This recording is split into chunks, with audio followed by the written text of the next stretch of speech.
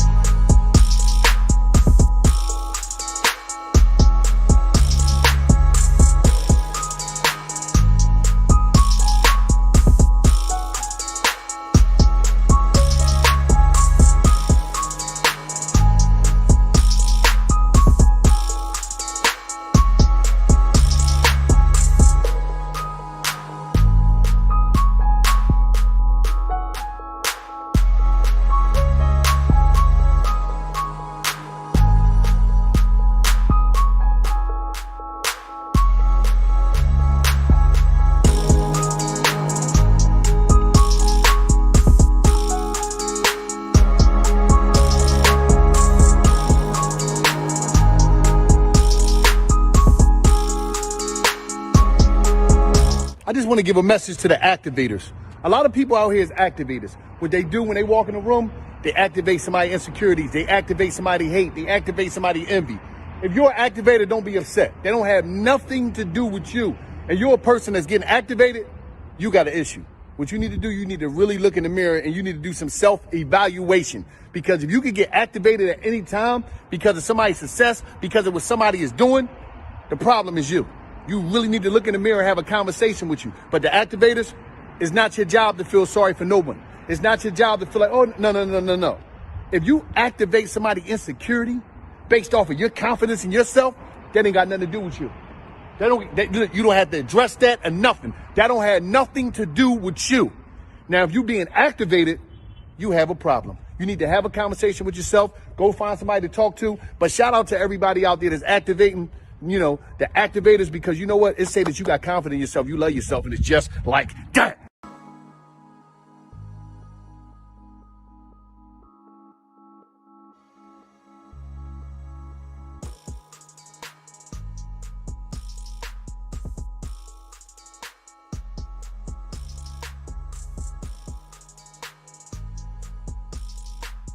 Look at y'all. All y'all fake ass industry niggas. Last week, Black Raw came out with a video Mark Curry put out there, showed everybody he was sick. He spoke, he gave his condolences to DMX. We all get on the phone, those who care. We get behind the scenes. We getting the nigga Rob help, right? Oh, y'all, there's so many y'all seen it posted. They didn't reach out to him. Y'all know him, and y'all was sick.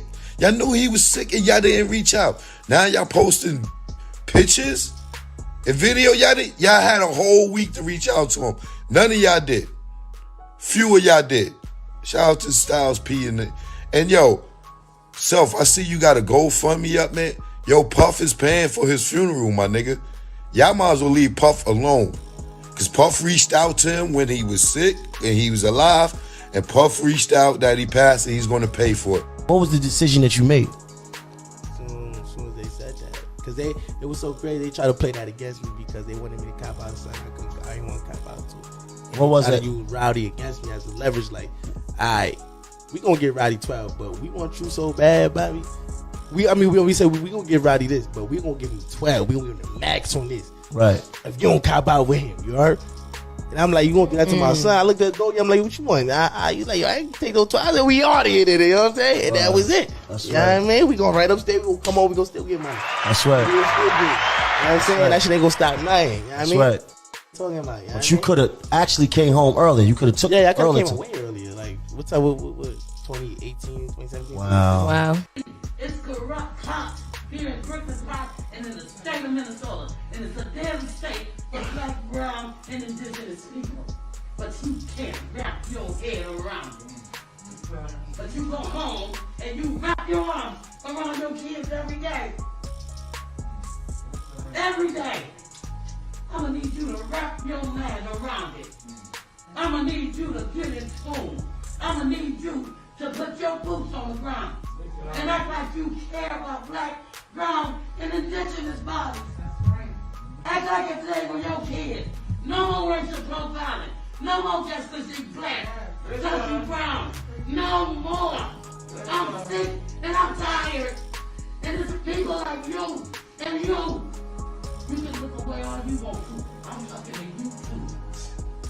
It's people like you that causes our families, causes us to suffer.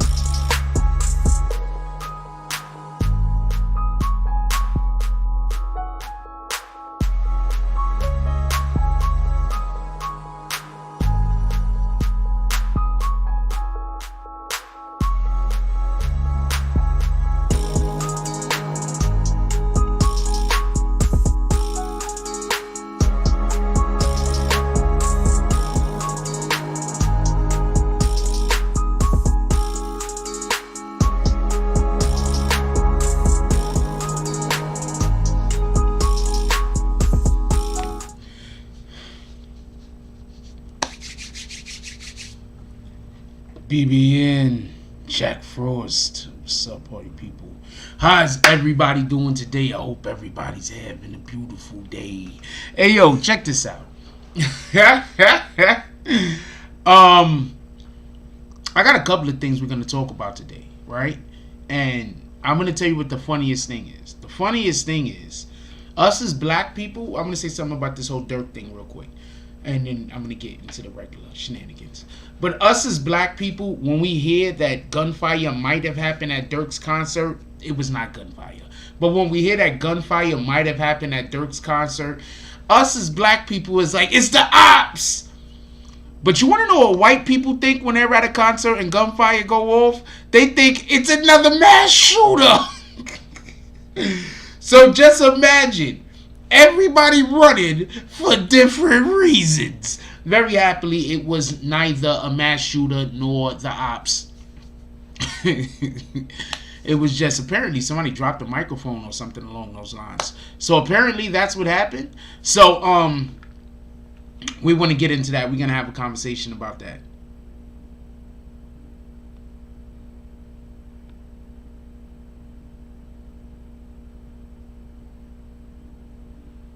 We're going to get into that. Don't worry about that.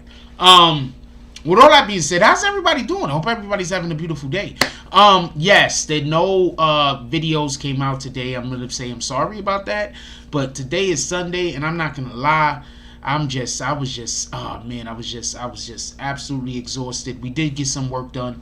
I need to get a wire. We did get some work done. It wasn't that work specifically, but we did get some work done.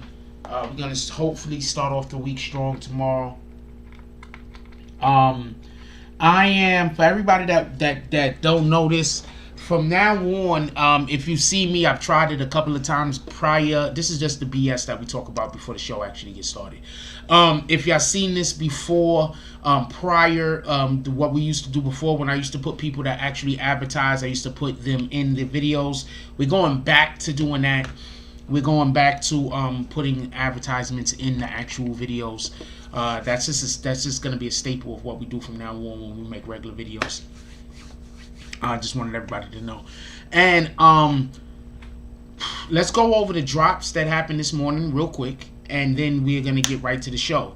Also, as always, we're looking for 5. I got any admins in here? Can y'all put our stuff up so I could pin it, please? Also, as always, we're going to get 5 to 10 $10 drops to the Cash App. Shout out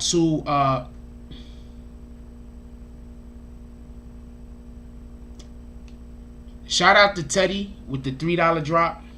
Definitely appreciate you. Oh, I forgot. I don't call out the denominations no more. Shout out to Teddy. And shout out to, I think I got some over here real quick. I'm my fault. I'm just scatterbrained at the moment. I want to apologize to everybody. Shout out to Teddy. Shout out to Why Not. Shout out to Sincere. Oh, that was yesterday. Shout out to Teddy. Shout out to Sincere. And shout out to Sincere again. Definitely appreciate you guys.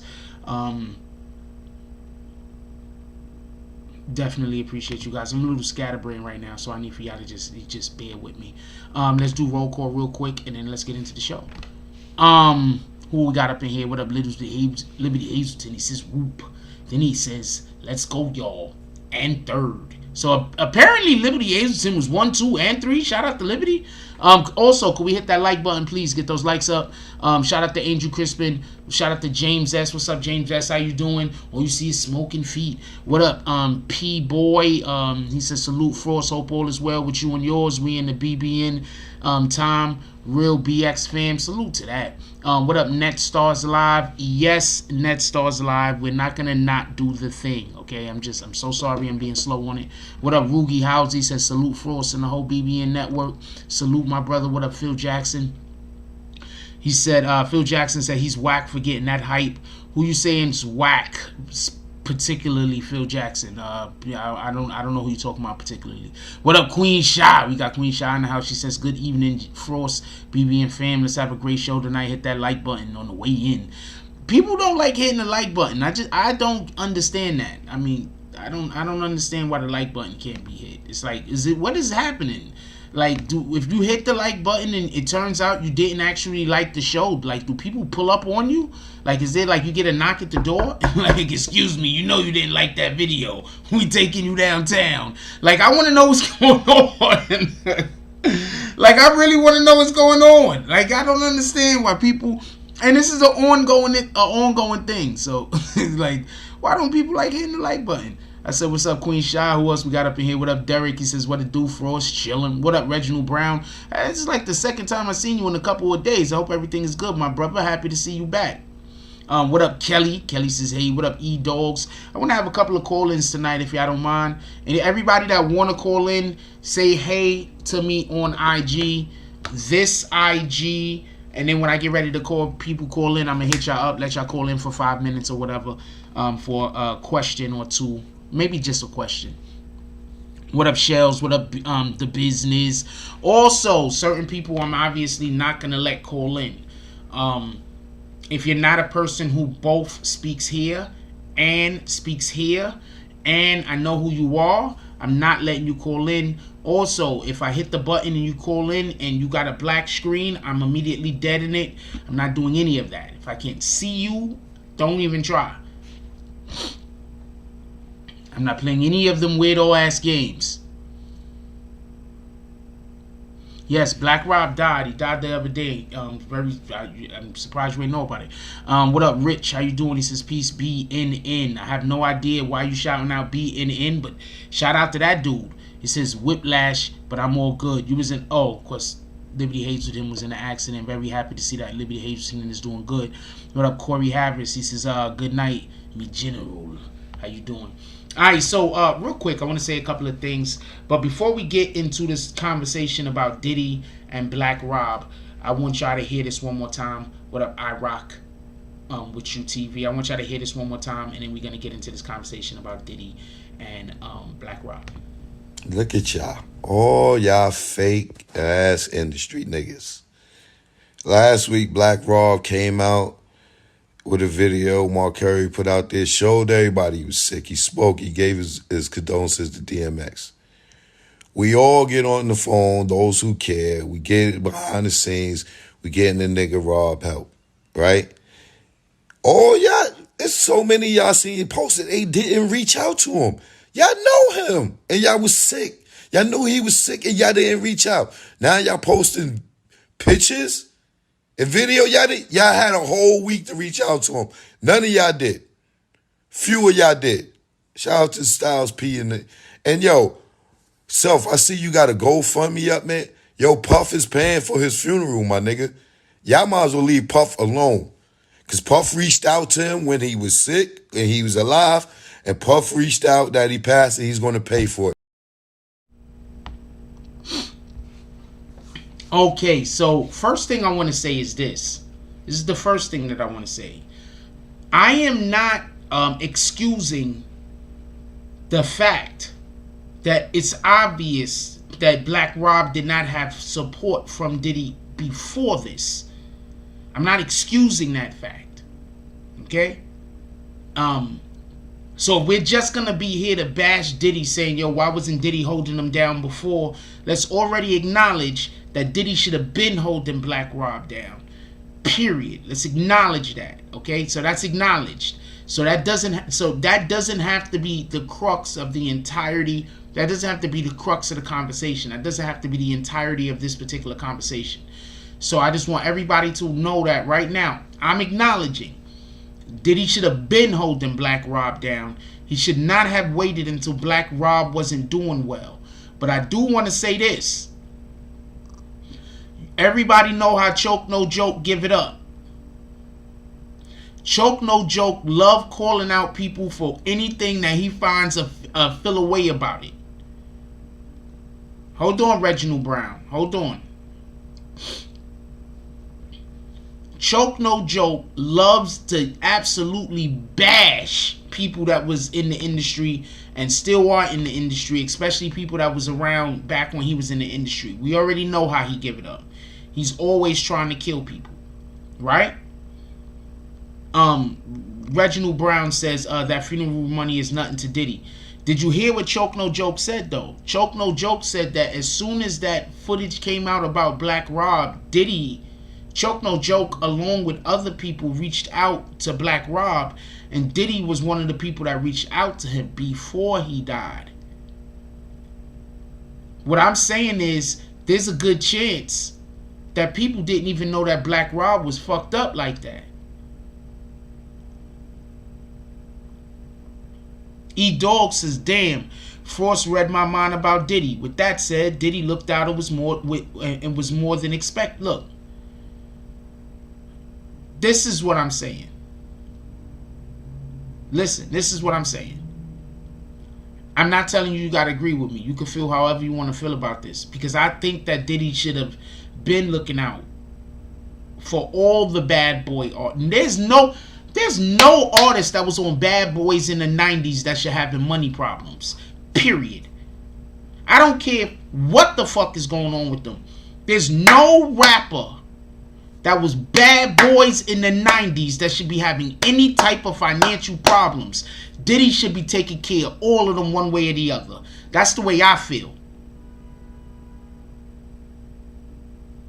You can feel however you want to feel about whatever you want to feel about. But I think that there's no artist that was dealing with Bad Boy that should be messed up in the game. I'm conceding that. So we don't have to have a long conversation about how Diddy should have did this and Diddy should have did that. I'm conceding. But I want to say this also. How many of y'all know people that when they messed up in the game, they don't come around you and you don't even know they messed up until it's too late? Mr. Porter said Diddy tried to help Black Rob years ago when he put Black Rob on as a rapper. Black Rob was still in the streets and on drugs. I'm not arguing that neither. I'm not arguing that neither. All right.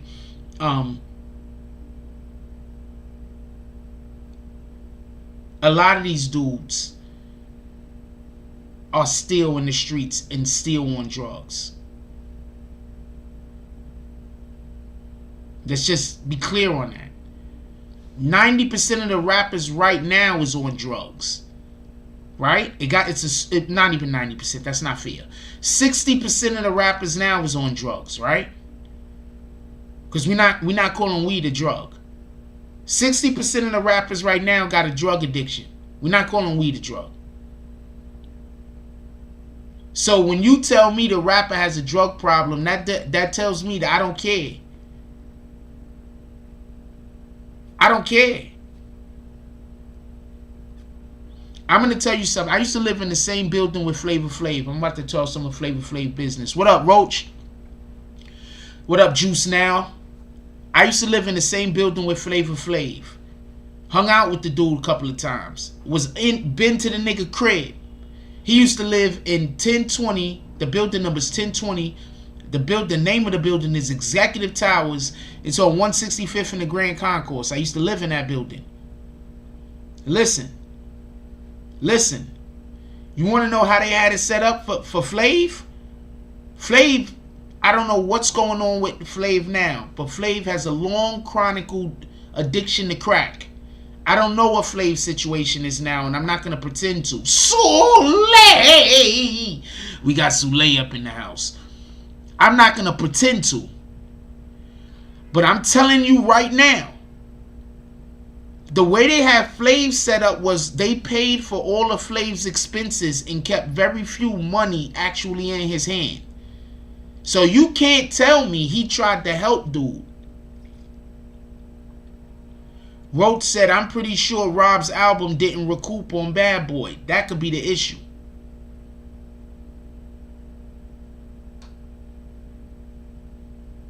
I'm sorry to hear about that, E-Dogs. He says, I'm the biggest Diddy hater. My boy's cousin died at Cooney. For everybody that don't know, I'll tell everybody about that in a minute. Rapper signed his contract and it is what it is. Not Diddy's job. BB and Executive Tower. Wait, hold on. You know about Executive Towers in the Bronx, E-Dogs?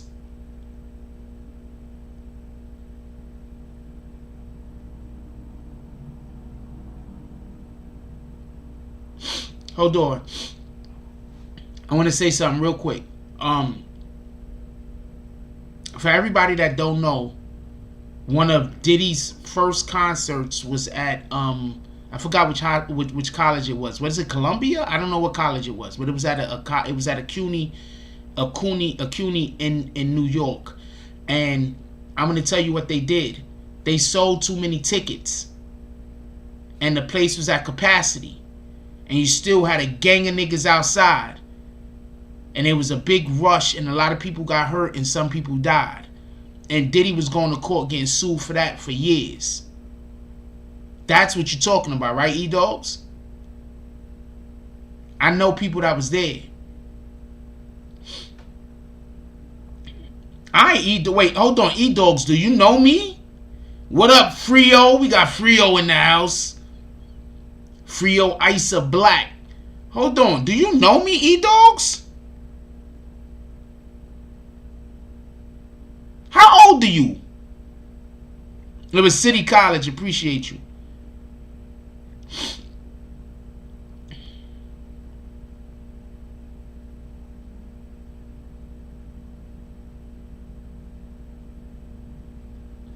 So Diddy was getting sued for that for years. That's not about what this conversation is about. I just was like putting y'all on the game, just if that's something you didn't already know about. That's all. I think that Diddy should be holding down all black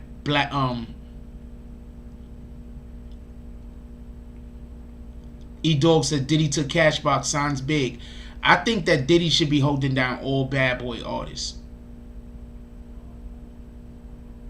I'm sorry.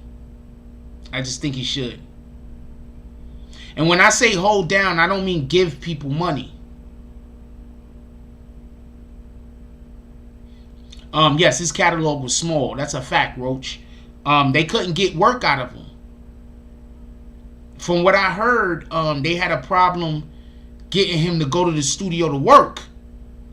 Is that true, Roach? That's what I heard. I heard they had a problem getting him in the studio to work when we talk about Black Rob. That's what I heard. I'm not 100% sure on that, but I heard that there was a problem getting him in this. Oh, you got fam on Wharton? Okay.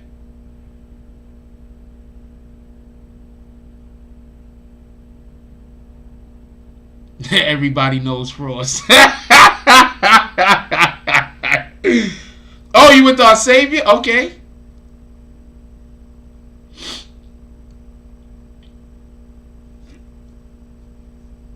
Diddy supposed, in my opinion, Diddy should be holding the. Okay, this is the best way to put it.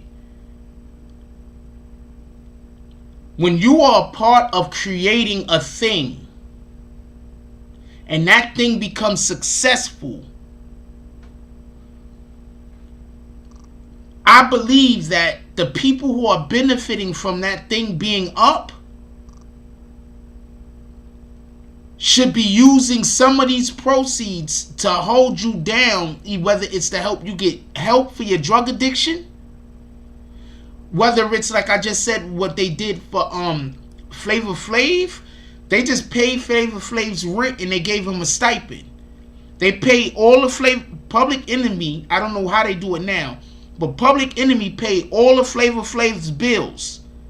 I'm telling you, because I lived in the same building with the dude. I've been in the dude crib. I hung out with him. Flav is one of the coolest motherfuckers. I can't explain to you how cool Flav is. He just Flav. I don't understand how he has to pay for anything except for drugs. That was just wrong. That was so wrong. But I'm saying, I don't see how when he goes anywhere, how you make Flavor Flav pay for anything. That's just my opinion. I don't know. Roach said, I used to manage an engineer at Diddy's house and I used to be there all the time. Okay. Could we just acknowledge that Diddy's always had drip? So some of those artists need Diddy, alright? Diddy was the brand. And I'll acknowledge that. Diddy was the brand. Some of them artists needed Diddy. I like Black Rob as an artist. But from what I heard, it was hard to get him to actually get in the studio and put out shit. And also, to be honest with you, I mean, he got some verses that is dope, but his catalog is not that big. He does have a small catalog. That kind of speaks to work ethic, right?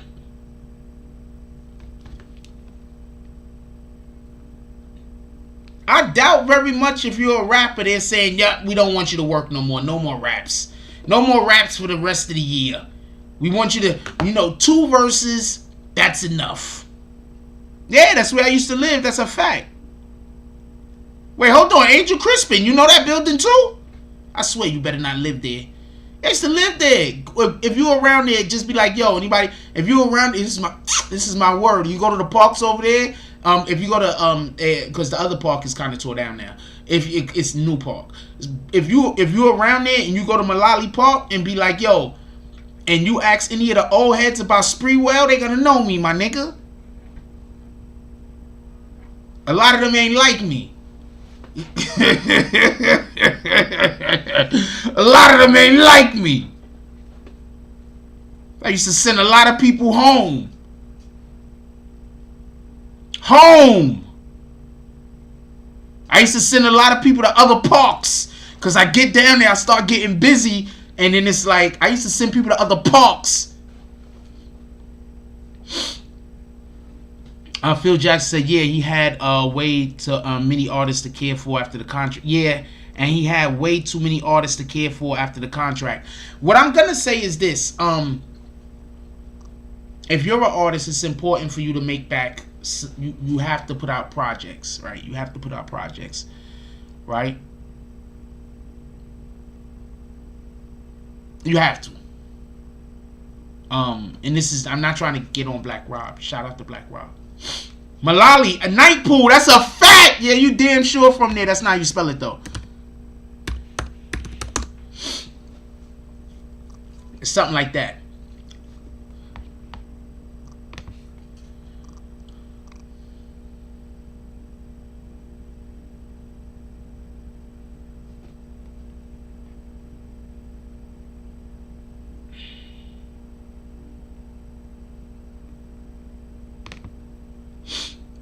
Yeah, it was an illegal night pool. That's a fact.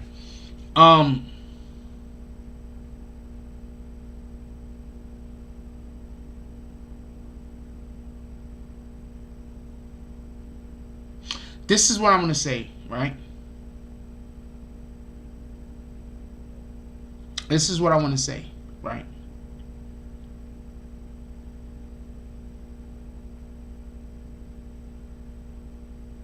Sometimes people get effed up and they keep that shit to themselves. So we don't know if people knew that Black Rob was all fucked up. It seemed, I think everybody was surprised when Black Rob came out with that video showing how bad he was doing. I think a lot of people were surprised. I don't think people knew.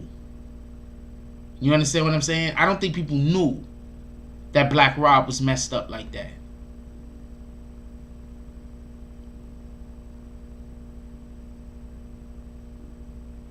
You worked late where? Barbie Williams. Barbie Williams is about to get kicked because they're about to tell a lie and they're not going to be able to back it up.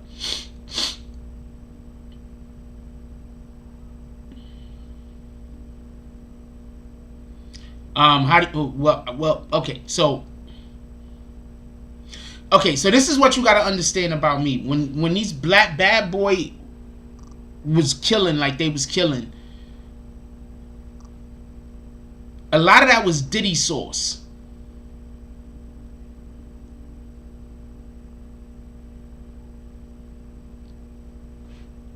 You ain't work at that pool place, stop. A lot of that was Diddy sauce.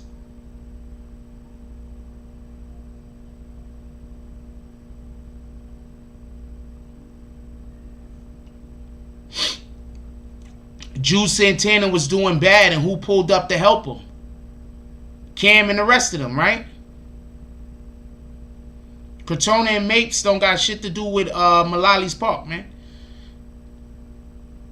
When Diddy was doing bad, his people pulled up the... I mean, pardon me. When Juice Santana was doing bad, his people pulled up... You know what, Phil Jackson? You're 100% right. Your friends and your friends never should pull up and help you. You know what, you're right, Phil Jackson. Who else agrees with Phil Jackson? Phil Jackson is basically saying your friends do not have a responsibility to try to help you out when you're in hard times. What up, Mark Hernandez? And now I'm going to stop reading Phil Jackson's comments. Y'all can interact with him, though. Because we don't cultivate that type of energy over here. What in the hell? Selfishness is at an all-time high.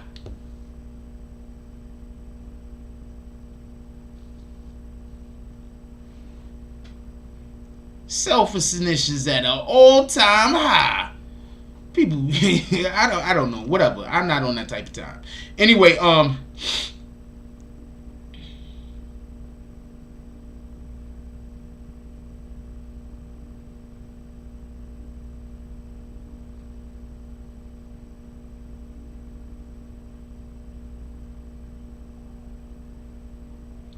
So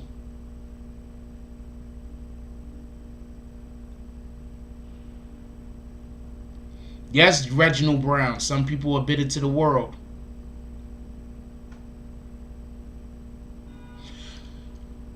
MNY. That's what I'm saying, right? He might not, nobody might not have known how bad Black Rob was doing.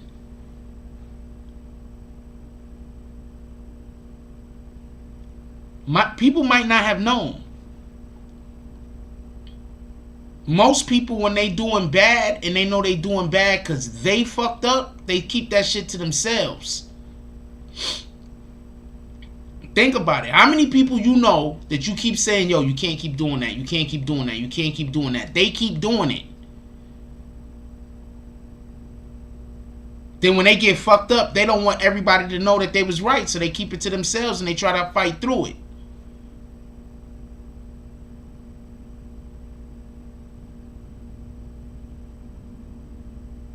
Think about that. So there's a good chance, just so we can be clear, there's a good chance that nobody knew that Black Rob was doing as bad as he was doing.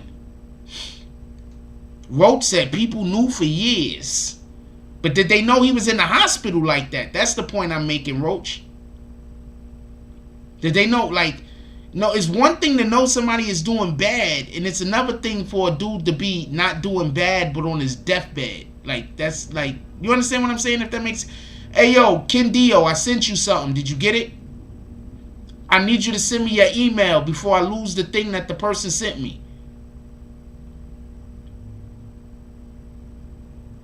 Yeah, Black Rob was messed up. And I had heard about, just so we could be clear, so there's no foolishness going on. I had heard about Black Rob being messed up back in the like early 2000s. I believe, am I right about this, Roach? In the early 2000s, he was having like liver or kidney problems or something like that. He needed like a transplant or something. Roach, you know what I'm talking about?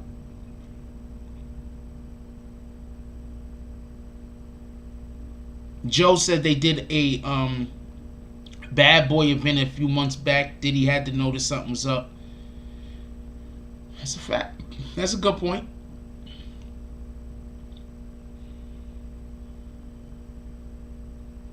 I need you to, yeah, send me your email on IG. I probably got your email, but I need it again.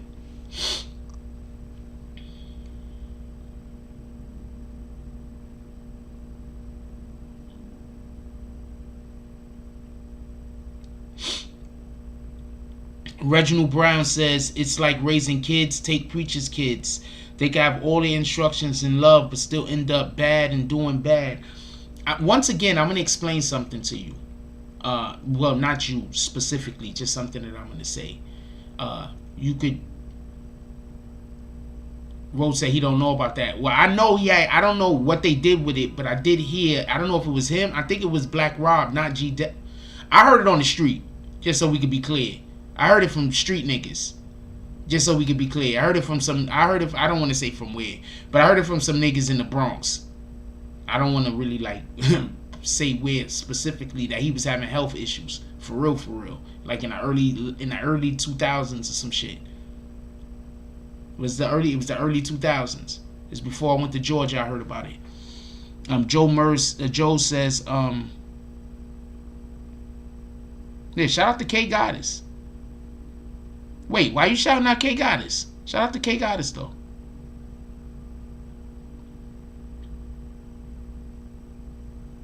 Joe said about 6 years ago he started dialysis. Alright, so I know what the fuck I'm talking about.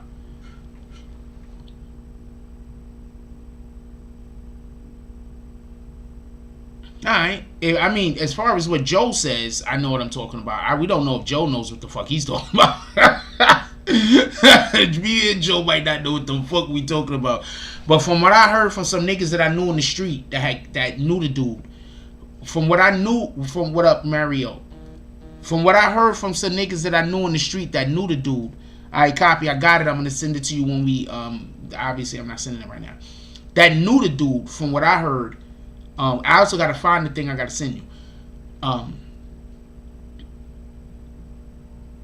from some people that I knew that knew him personally. I think that this was something like niggas, like somebody just said niggas in Harlem knew, like niggas in the hood knew. So I heard from some hood niggas. And they've been accurate about a lot of other shit. So I just, you know, I heard from some hood niggas. I don't know no other way to tell you.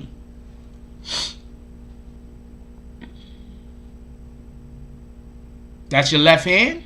Okay. Oh, shit! I was trying to remember where I know you from. Copy, I got you. Ask her when you... Alright, so I'm trying to pull up on one of y'all fucking events, man. And tell us Jack Frost said what's up. And not try because I'm trying to holler. She a cutie. But not because I'm trying to holler. Shout out to CK and KK. That's a fact. Not because I'm trying to holler. She got a whole man. I'm not trying to... I don't want no problems with nobody.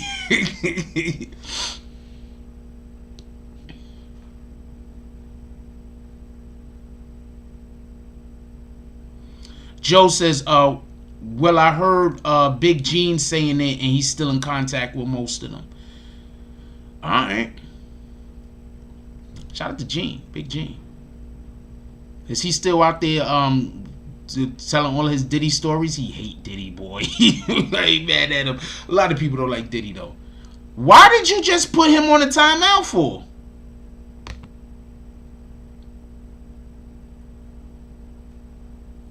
You think he lying? Alright, I'm gonna leave it alone. You think he lying? I'm gonna leave it alone. Alright, let's get back on conversation if y'all don't mind.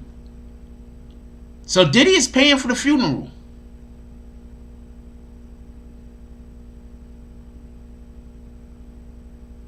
Somebody explain to me why DJ Self has a GoFundMe for Black Rob's funeral.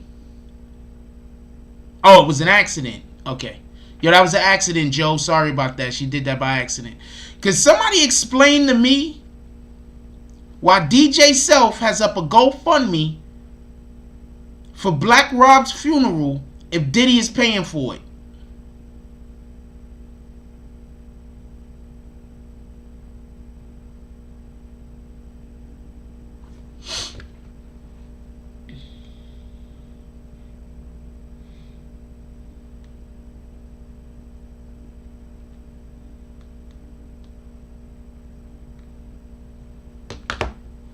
Can somebody explain that to me?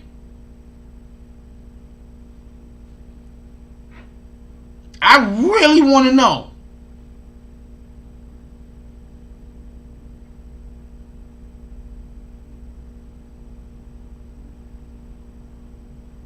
No one?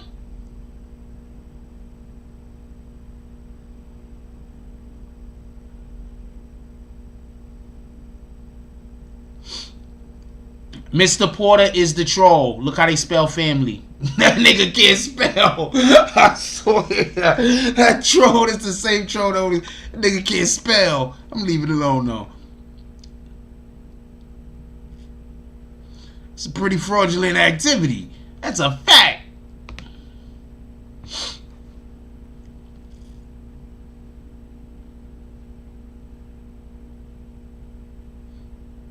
Yeah, a lot of the artists went down to Atlanta because that's the only place that was open. That's a fact. Shout out to K Goddess. I met her in real life too. She a cutie.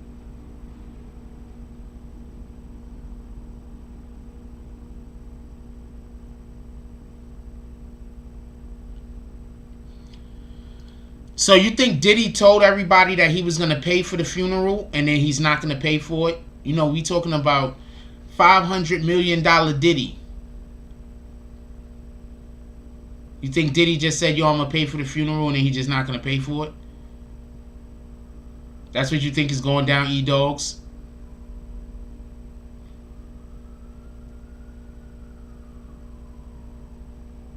E-Dogs, that's what you think is going down? That's what you... D-Dogs. That's what you think going down? I can see you, Kelly. E-Dogs, that's what you think is going down? You think Diddy...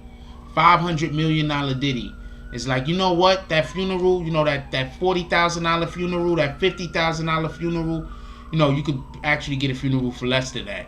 But I'm just saying, Diddy could afford $40,000 or $50,000 for a funeral. That $40,000 funeral, that $50,000 funeral, you know what? I don't think I'm gonna pay for it, even though that money falls out of my pocket when I reach in my pocket for my phone. I'm just gonna lie about it. That's what you think Diddy is doing? Who said that stupid shit? E-Dogs. That's what you think Diddy is doing? Well, if we had an artist, if we had a rapper union. Also, let's get 5 to 10 $10 drops to the Cash App, y'all. Come on. We having a good conversation today. You can't tell me you're not enjoying this conversation. And can we hit that like button? You can't tell me y'all not enjoying this conversation.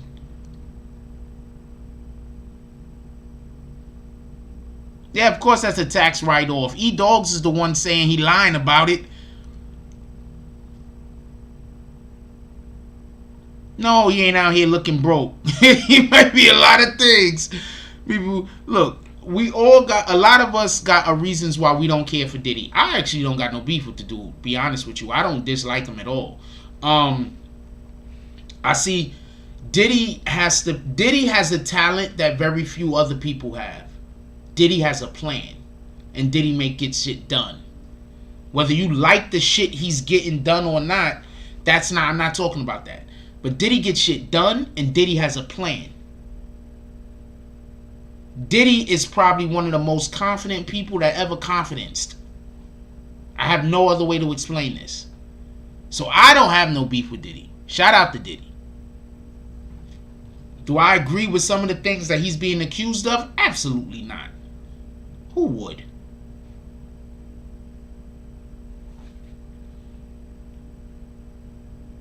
Diddy's just a hustler. That's a fact. You can't blame him. I don't have no beef with Diddy. None. Zero.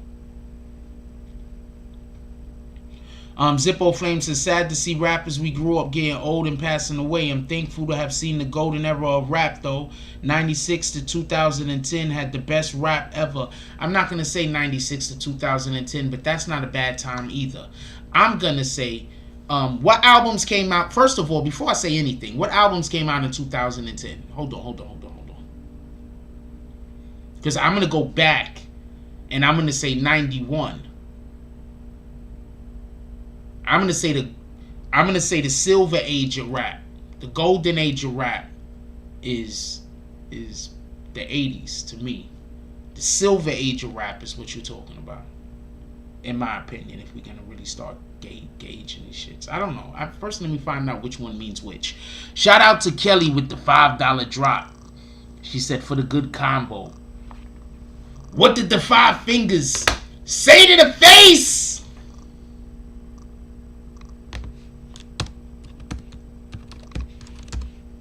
Oh man, I guess it said it in another language that time. I don't know how that happened. Come on, who's next? Who's next? I'll go with that, Mr. Porter, about 1990 to 2006, because I was thinking 91 to about 2005. So I could go from 90, because how are you going to have the best era in hip-hop and not have Illmatic? How was Illmatic dropped the, what, at 92? Illmatic. Not have Doggy Style. Not have, I'm looking at the front door. Oh, woo, woo, woo. Yo, we fight every night, but that's not kosher. I reminisce of bliss of when we was closer. Yo! What? I'm looking at the front door. How you gonna make a rap? Hold on. How you gonna... We gotta stop for a minute because we gonna just appreciate hip-hop for a little while. How you gonna make a rap? Explain it. That's breakup music. How you gonna make a rap? This nigga made a rap that was breakup music. He talking to Shorty. He's like, yo, we fight every night. And that's not kosher. I reminisce of bliss of when we was closer. Main source. That's a fact. Shout out Milo. Come on, man. I keep trying to tell you I'm a hip hop historian for real, for real. For real, for real. For real, for real. It's just that we don't have opportunities to discuss this type of stuff much. So hold on. Let's talk about hip hop for a minute, if y'all don't mind. Come on, man. Main source was the shit. Don't let nobody lie to you.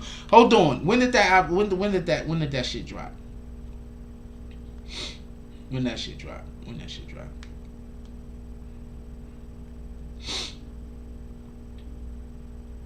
But like, I lived through some of the best eras in rap. I'm sorry to tell you.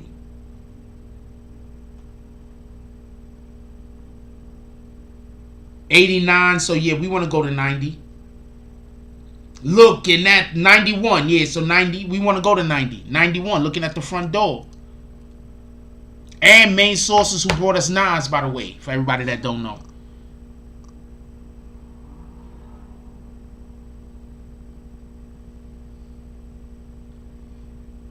Without a shadow, first of all, we're gonna take a break for a second. We're gonna talk about this hip hop shit. Just so we could be clear about something, Rakim to me is the greatest rapper that ever lived. And the song "Follow the Leader," I need for everybody to listen to that about 3 or 4 times, but listen to it, like listen to it. Just listen to it.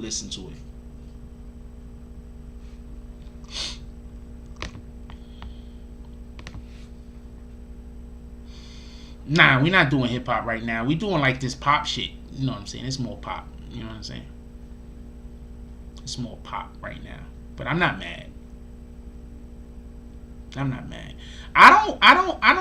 think us as older dudes, we can't keep hating on the younger people every time they come in with their source.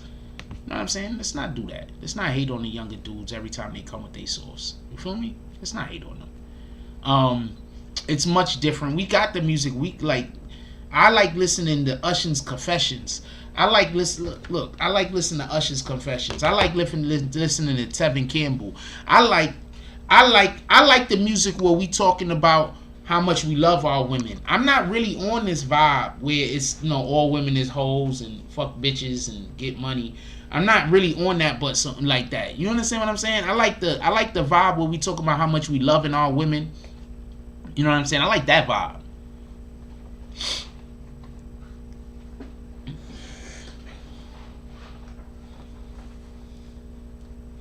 You think that you think that LL Cool J coming at Cannabis is the best diss track ever? We're not listening to nothing that Joe says for the rest of the day. Joe, you on timeout. Don't put him on an actual timeout. We're just gonna ignore him. Yeah, the South was killing it. I Need Love by LL Cool J is one of my favorite songs of all time. That's a fact. One of my favorite songs of all time.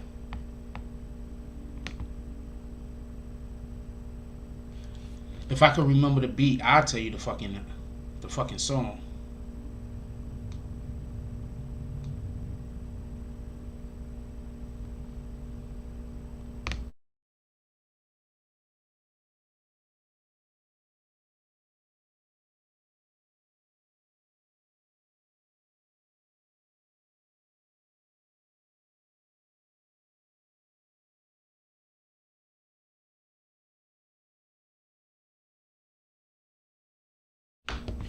When I'm alone in a room, sometimes I stare at the walls, and in the back of my mind, I hear my conscience call, telling me I need a girl who's as sweet as a dove. For the first time in my life, I see I need love. There I was, giggling about the games that I had played with many hearts, and I'm not saying no names. Then the thought occurred, teardrops made my eyes blur, as I said to myself, look what you done to her. I could feel it inside, I can't explain how it feels. All I know is I never dish another raw deal, playing make-believe, pretending that I'm true, holding in my laugh when I say that I love you. Say, yo, that nigga killed it.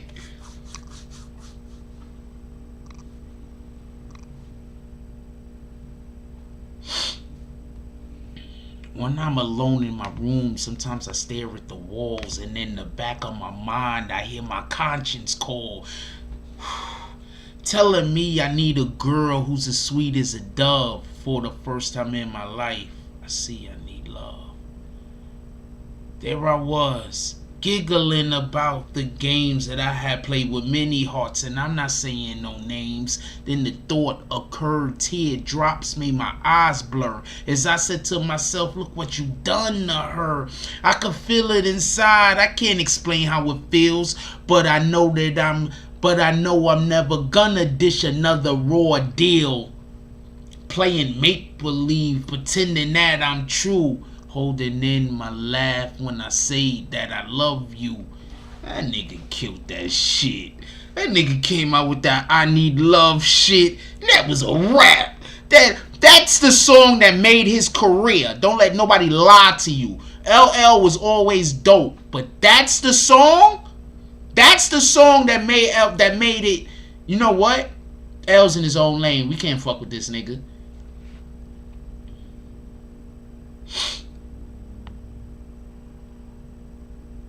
Poetry at its highest. That was poetry.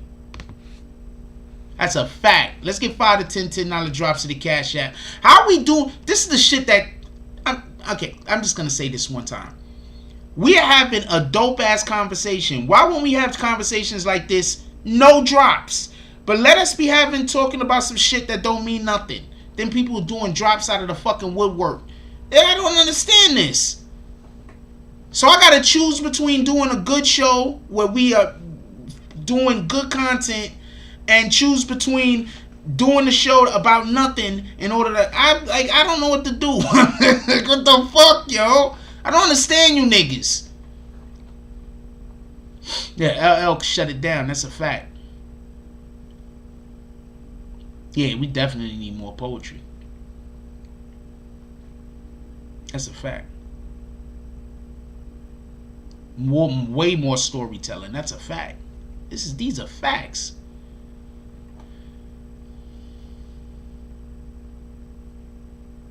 We need to be speaking more about how much we care about each other just in general. You understand what I'm saying?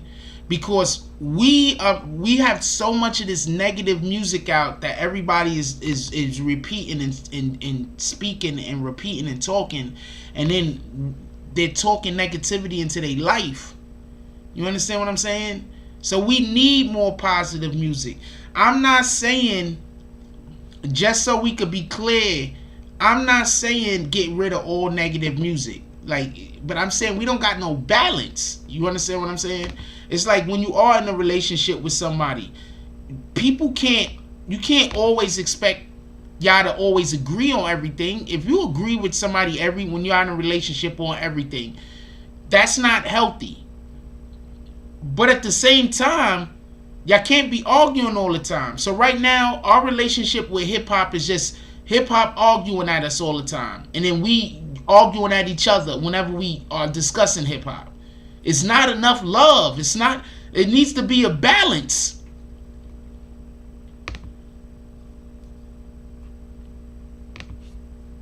That's all I'm saying. Anyway, let's get back to the actual conversation.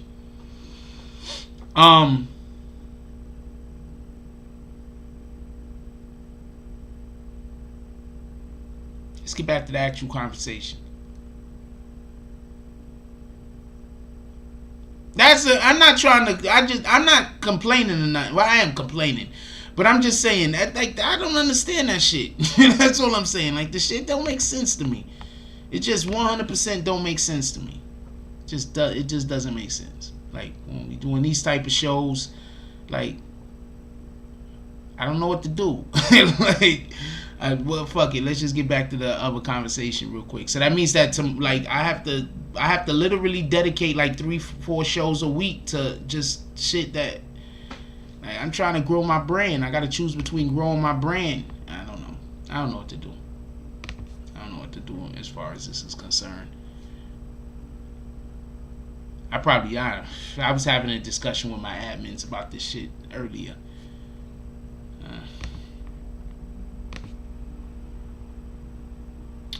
Anyway,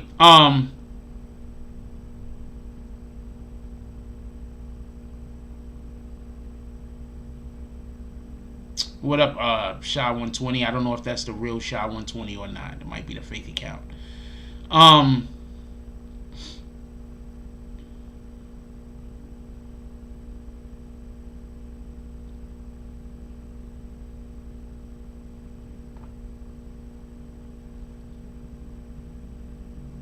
So back to the whole Diddy situation, right? Check this out. I don't know if that's the real Shy 120. He's stacked with you.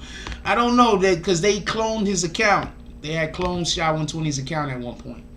I want to say this much, right? No, not you. I'm not saying you are not real. I'm saying that trolls cloned your account. I don't understand how everything I say get confused. Anyway, check this out.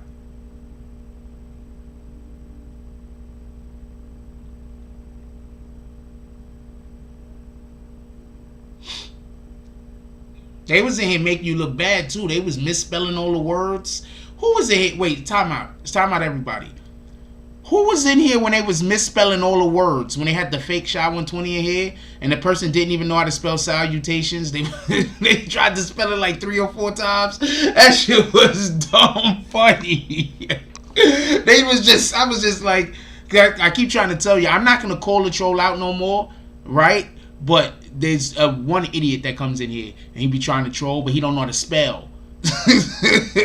So he don't know how to spell. So his spelling is like absolute trash. We're not doing a saloon at the moment, but shout out to E-Dogs with the $5 drop, the hater drop. Definitely appreciate you, my brother. What did the 5 fingers say to the face?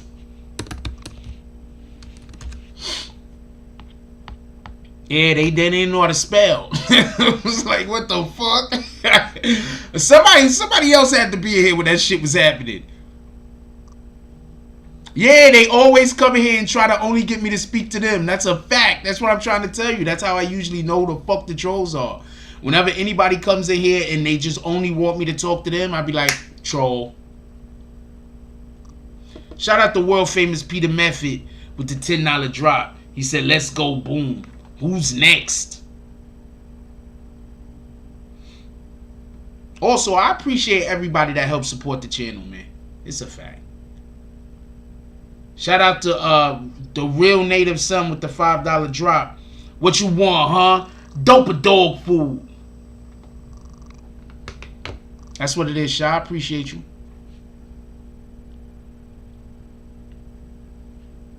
So let me tell you who I am. The BIGDADDYKENE, dramatic, Asiatic, unlike many.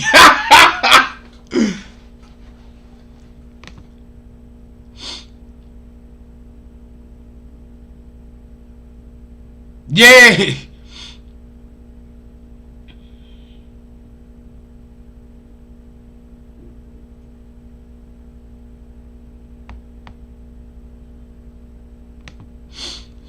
All right, let's get back to the conversation real quick. I want to clap it up. What up? Netstar says, for us, sometimes we so caught up in the history of these topics, i.e. hip hop, we just be vibing to real experience content. We forget to do drops. Copy. I feel you. Shout out to Big Malo with the $5 drop. He said the classic compo. I appreciate y'all because I want to be able to have conversations like this. So y'all gotta encourage that shit. That when we having these type of conversations, y'all gotta encourage that shit. When y'all want me to do something, you gotta encourage it. I'm just keeping it a fact. Shine to the 9, man. I'm just keeping it a fact.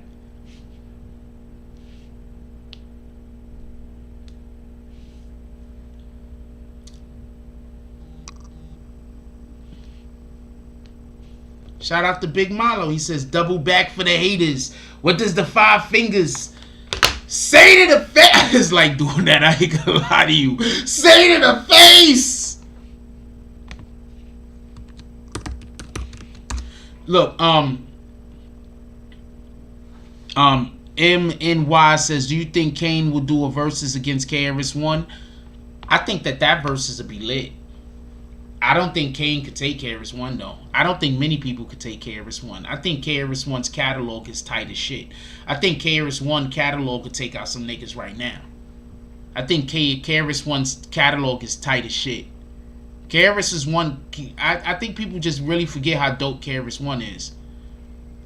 I absolutely hope Casanova's good. That's a fact. Free Cass. I think people forget how dope KRS-One's catalog is, man. KRS-One's catalog is top notch, yo.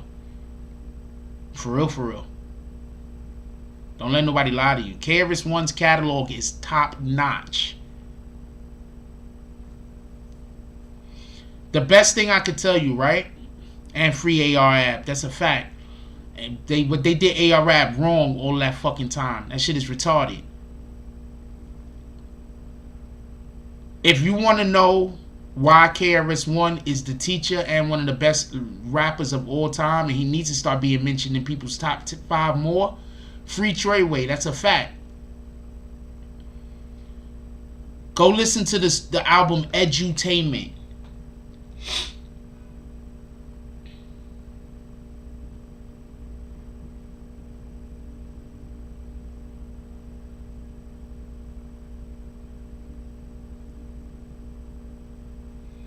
Go listen to this album.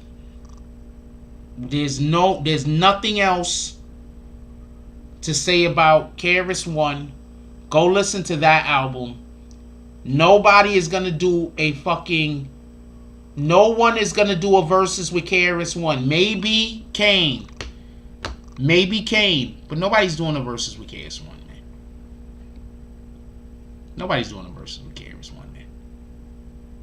KRS-One is a nigga from Brooklyn that came to the Bronx. So he Brooklyn and the Bronx at the same time, and he repped the fucking BX. Let's go.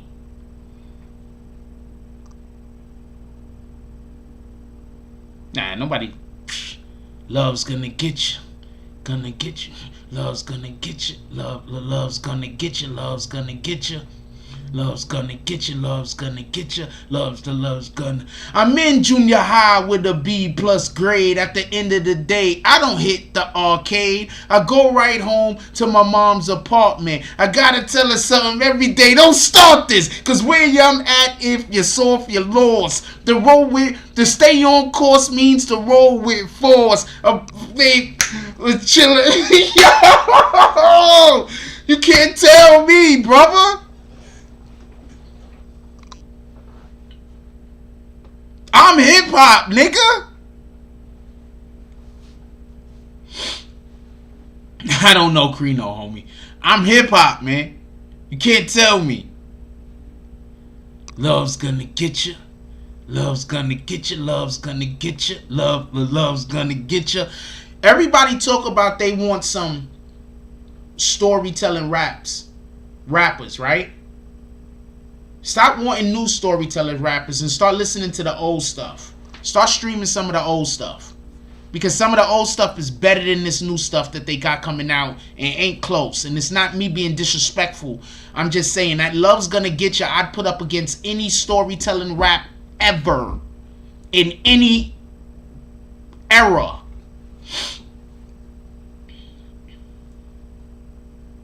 I believe they made an example out of AR-Ab also. That's a fact.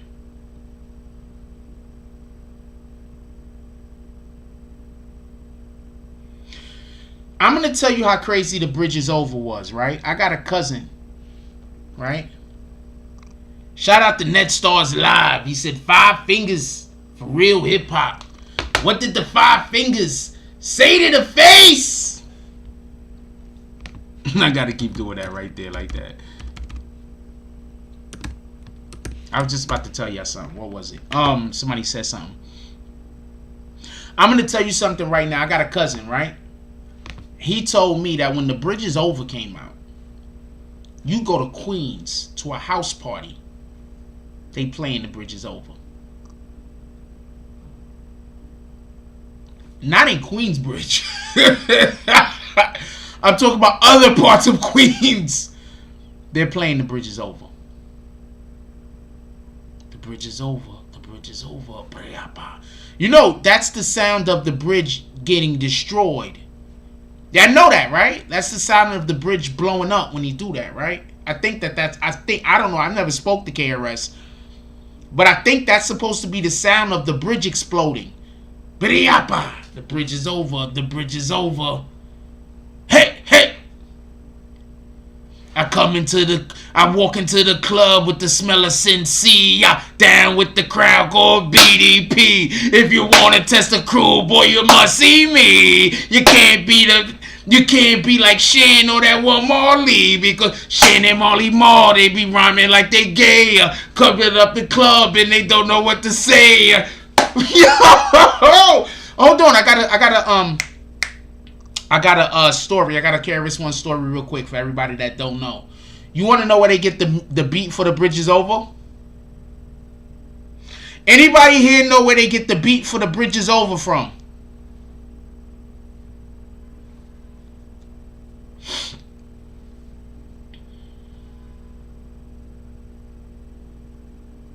Zippo said it was big where I'm from. It was big where I'm from because we was beefing with Cambridge, Massachusetts. So we would play that song mad loud driving through Cambridge. It's the same city, Arlington. Shout out to that shit. Okay, so I'm going to tell y'all the story about how he got that. Why y'all timed out Marlo? Why you timed out Marlo? He just said a line from that. That's a line from the damn song. That's a line from the song. Where I'm at, if you're soft, you're lost. To stay on course means to roll with force. My boy named is chilling with his friends in front of with the rest of it. I give him a pound. Oh, I mean, I shake his hand. He's the neighborhood drug dealer. My man. No. Okay, so hold on. I'm going to tell the whole story. I'm about to tell y'all a story. Y'all might not have heard this story. This is how they got the beat for the bridge is over. Listen. I'm going to tell the whole story. I'm not a drug dealer. That's the fucking rap. I got to say that. So hold on. Listen. I'm sorry about that, Milo. You got timed out. He said it was an accident. All apologies. I apologize to you. Check this out. Listen. There was a DJ, the biggest DJ on the radio station at that time was Mr. Magic. He was the biggest DJ in the radio station. You stayed up at night so you could listen to Mr. Magic. You pop your tape in, you recorded what he played, you get all the big hits. Mr. Magic was the Funk Master Flex. I don't know no other way to put it. He was the biggest DJ at that time in the 80s, right? So look, check out what happened. Marley Marl used to work for Mr. Magic. So what ended up happening was Mr. Magic had his show going on. KRS-One, while he was still living in the shelter in Franklin Avenue, had went and tried to get Mr. Magic to listen to some of their music. Mr. Magic ended up going and listening to the music because they was in the same studio area. He went into the studio. He listened to the BDP music. He told them they wasn't good. WBLS, thank you, MNY. He told them that shit was trash. Nobody else said nothing, just Mr. Magic. Mr. Magic's rap attack, that's a fact. He was like, that shit trash. That's what he told Chris, and that's what he told KRS-One and Scott LaRock. He said, y'all shit is trash. I think he told them they need to give up on rap. At this same time, Mr. Magic was playing, not The Bridge Is Over, by the way. It was the other song, I think. The one that came before The Bridge Is Over. At the same time, Mr. Magic was playing a lot of Juice Crew. Because that was Marley's niggas. So the Juice Crew played on WBLS all the time. That was Marley's team. So what happened was Marley was in the room when they played the music for Mr. Magic, and Mr. Magic dubbed him. So what KRS-One and Scott LaRock did, some Bronx nigga shit. They stole Marley Marl's reels.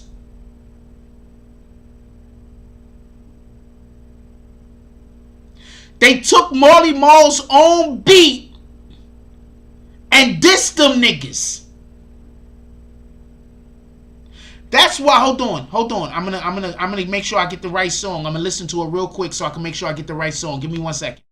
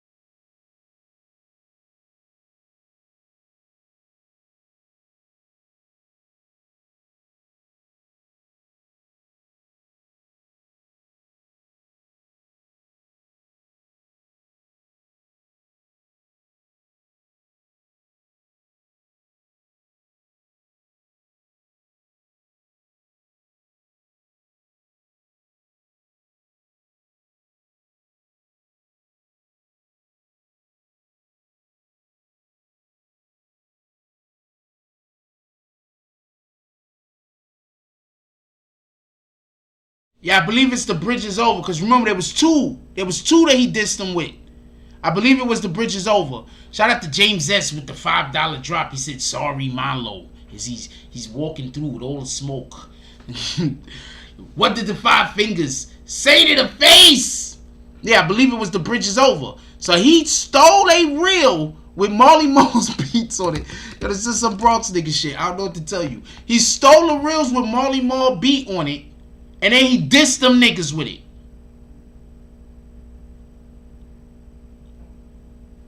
I don't know what to tell you.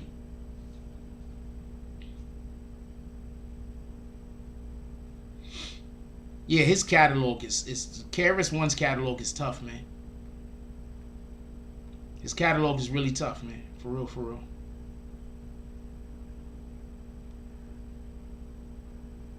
Criminal minded, you've been blinded, searching for a style like mine, you can't find it. They are the audience, I am the lyricist. Sometimes the suckers on the side try to hear this.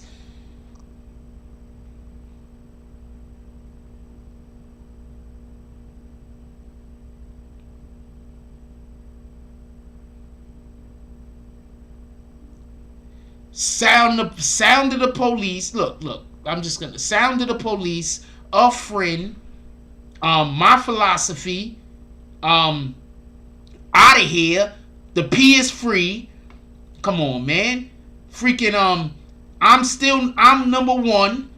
Let me see what else. You know the rules. Jack of Spades. Come on, man. KRS-One catalog is thick.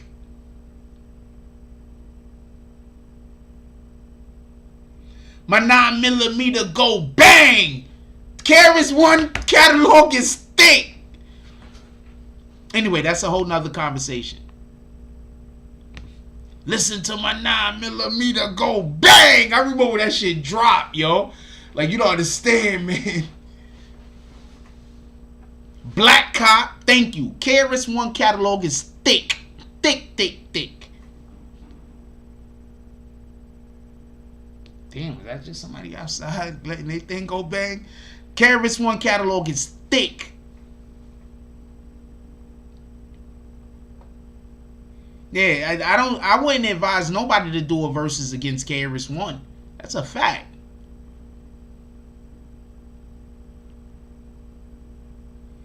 I have it so nobody could drop links, but you could try. I don't know what YouTube is gonna do to you after you try, though. You could try. I don't know if it's gonna happen.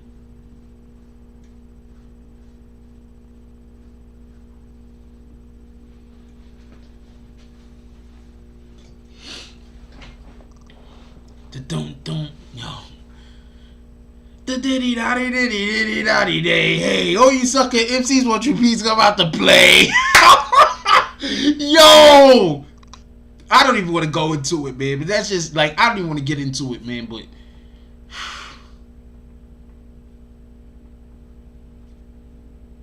yep, he brought out Channel Live, Madism. That's a fact. KRS-One, man. That's a fact. KRS-One. KRS-One. Shout out to KRS-One, man. Then ain't he like a professor at a university now or some shit? Shout out to KRS-One. Yeah, KRS-One. That shit is thick and deep. That's a fact. He says, Black Thought, Nas, Mos Def are the type of rappers that won't get mauled. That's a fact. What the fuck? Alright. I like when we could talk about hip-hop. I don't get the opportunity to talk about rap much. Like, with people that know anything about rap. Like, for real. Like, you gotta understand. I'm gonna tell you a quick thing, right? So, as y'all all know, I grew up, right? I lived alone at a very young age. There was a point where I had a cousin, right? So my cousin used to steal, he used to rob people.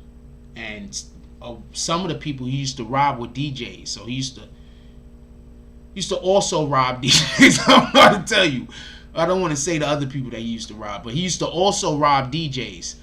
So there was a point where he had left some DJ equipment at my house that I lived at by myself, and I had all of the albums. I had all of the BDP, all of the that had came out up to that date. BDP, Rakim, I had everything. You understand what I'm saying? So I used to literally just sit there and listen to certain songs over and over and over and over and over and over and over again. And that's one of the reasons why I got nice. Shout out to Black Cuddy. What up, Angel Crispin?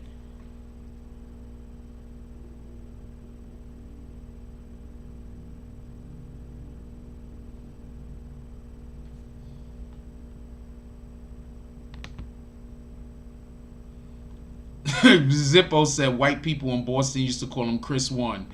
I don't know what to tell you. Shout out to those guys. KRS-One also brought out D Nice. They call me D Nice, but yo, I hate to admit it. Taking out you suckers and you don't know how I did it. See every episode. Very cool, very calm. There's no sweat in my palm. That D Nice album was hard too, not for nothing. That D Nice album was dope.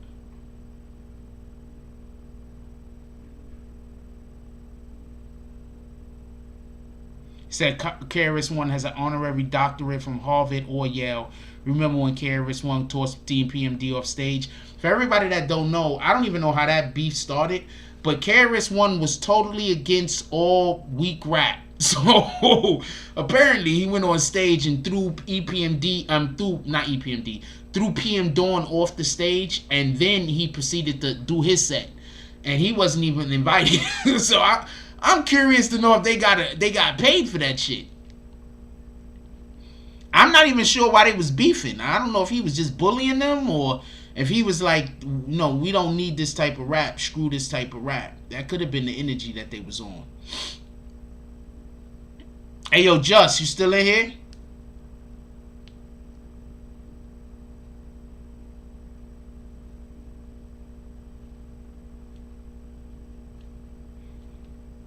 Yeah, we're probably just going to talk a lot of hip-hop for the rest of the day. I like being able to talk about hip-hop.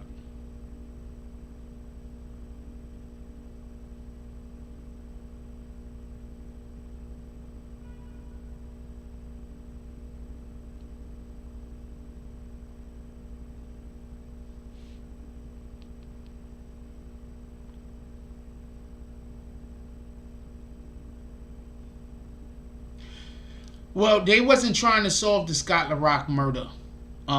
Shout out to D Nice for getting him killed, right? That was not a real shout out. PM Dawn was popped. That is exactly why that happened, Roach. That nigga said, we is not allowing you motherfuckers in the hip hop. You is not gonna act like y'all rappers.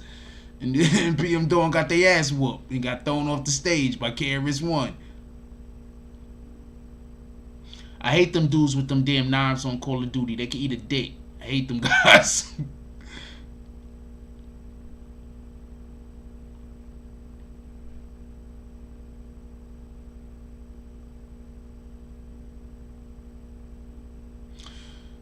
KRS-One put out Mad Lion. KRS-One, yo, check this out. So I was at the Rucker. Let me tell y'all a quick story. There used to be this dude called Supernatural. Anybody else heard about Supernat? So there was a dude that used to rap called Supernatural. He used to also work for like a radio station or some shit. So what happened was Supernat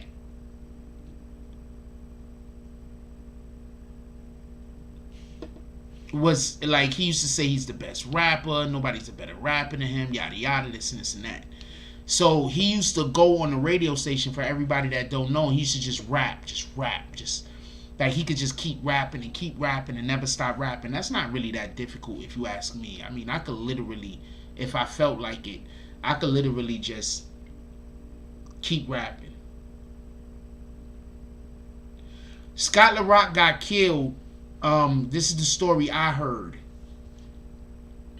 D Nice was banging somebody's girl. Scott LaRock pulled up to, like, I don't know, support D Nice or whatever the case was.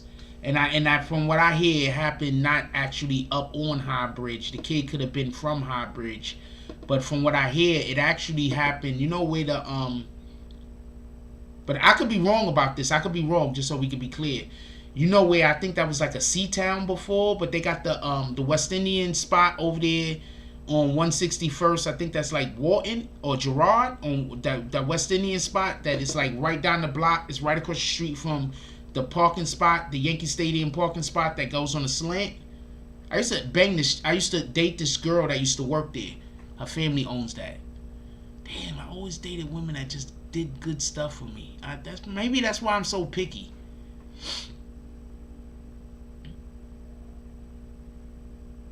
That might be why I'm so picky. Like, if you don't got, like, I think I have value, so I need for you to also have value and believe in yourself.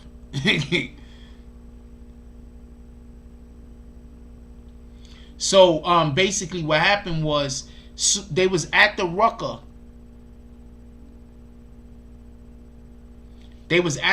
Listen, I'm gonna call that drop. Give me 2 seconds. They was at the Rucker. So when Gerard across the street from the supermarket, boom, that's Gerard. Yeah, that's where I'm talking about then. You know exactly where I'm talking about. That's where it happened. That's where I heard it happen. I heard it happen there. That's where it happened, Vito Corleone, you telling me where the restaurant is. Anyway, so check this out. I was at the Rucker. Supernat was talking mad shit.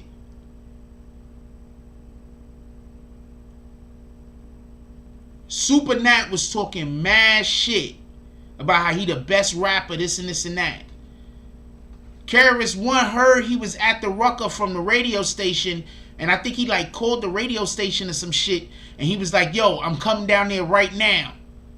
Supernat was supposed to perform. There was 2 games. He was supposed to perform in the first halftime and at the second halftime. He performed at the first halftime. By the time the second halftime came, that nigga left. He was out of there. But check this out. The game was going on. Niggas was on the court playing. While niggas was on the court playing, KRS-One just walked into the fucking park. The whole park collapsed, nigga. Yo. Oh, she passed away. They made that was my favorite spot too. I'm sorry to hear that happened. Those people was always nice to me. That's a fact.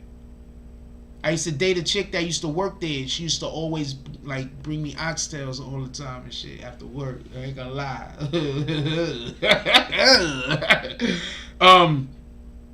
Shout out to Mama Said Don't Trust You. You just wanted me to say your name with the quarter century. Wait, is that a quarter century? With the quarter century drop. Shout out to Mama Said Don't Trust You.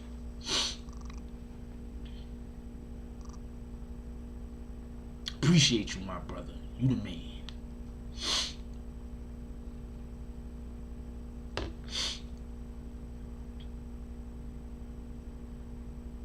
Yo, KRS-One walked into the Rucker. I'm lying to you. I shit you not. I shit you not. The crowd on both sides, everything collapsed. First of all, the nigga walked straight onto the court. That's one. He walked straight into the park. He want all the smoke. He was with like 2 people. First of all, he wasn't coming there to rap. Nobody thinks KRS-One was coming there to rap, just so we can be clear. He was coming there to whoop that nigga ass. I'm just keeping it in stack with you. This nigga walked onto the court.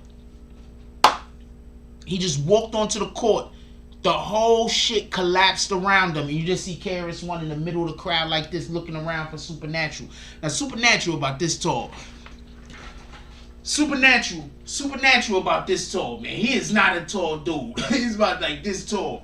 KRS-One, that nigga looked like he was about 7 foot tall. I ain't even gonna lie. He looked like he was a fucking giant. The nigga was just looking around like this, looking for Supernat. That nigga bounced. He was like, he heard KRS-One, because KRS-One was talking to somebody at the radio station. He said, I'm on my way.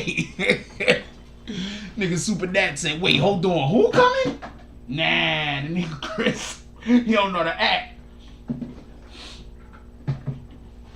Like, yeah, Chris don't know how to act. That's why I look at KRS-One now, and I see how the way he is, like, he's so affable. He like, you know what I'm saying? I be like, see, you don't never know. You don't never know. Some of them niggas that when they get older in their years, that don't want no smoke, when they was young, they was giving it up. You know, they was giving it up, like, for real, for real. That shit, that nigga was like, that nigga was looking around. That nigga walked straight onto the court. What are you gonna do? That nigga walked on the court like he owned the court, man. I don't know what to tell you. I don't know what to tell you. That nigga walked straight on the fucking court. The whole game stopped. Everything stopped. Everything. I forgot who was playing that day too. Everything stopped. Everything stopped. Who's coming? That's what. Oh shit! I think I left the stove. Who's coming? Oh man, my stove. The iron. I left the iron plugged in. I'll be right back. I gotta get something out the car. They gonna bounce. I'm not even gonna lie to you. That's the only time I ever seen KRS-One up close and personal. And he probably looks super huge to me because I'm like a young kid. You know what I'm saying? So I'm looking at him like, and I don't know what to tell you. Yeah, they worked at that shelter. I worked at that shelter for a while as a security guard too on Franklin Ave. That's where he met him. Skylar Rock used to work there as a he was a social worker or a counselor or something. He was like administration, and KRS-One was living there at the time.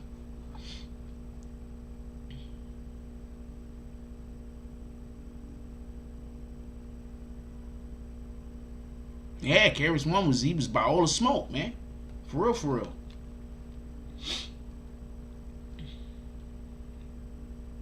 Sometimes niggas just be happy they was able to grow old, man.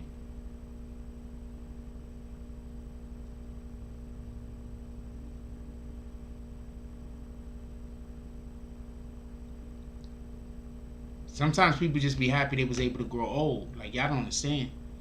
That's why I be looking at some of these young boys now that be wanting, like, I get it, certain shit you gotta pop on. You know what I'm saying? But that's why I be looking at some of these young boys now that just be trying to have problems and create situations that's unnecessary.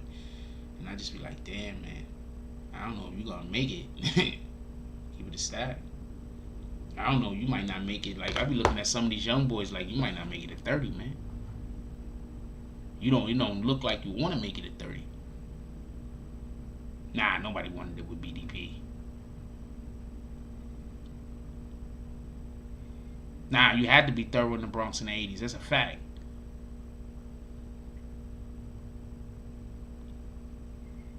Do y'all understand that the people who couldn't fight back then could fight? Like, by today's standards? Hold on, all old heads are here. Everybody who's an old head are here. Tell me, am I wrong? By today's standards, even the people from the 80s who couldn't fight could fight.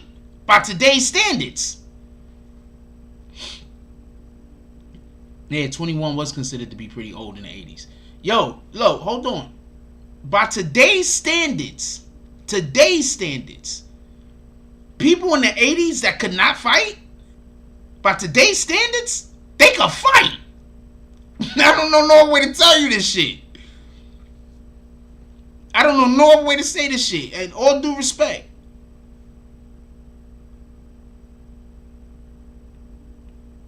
All due respect. But in the 80s, the people who did not know how to fight in the 80s, by today's standards, they will whoop a nigga ass.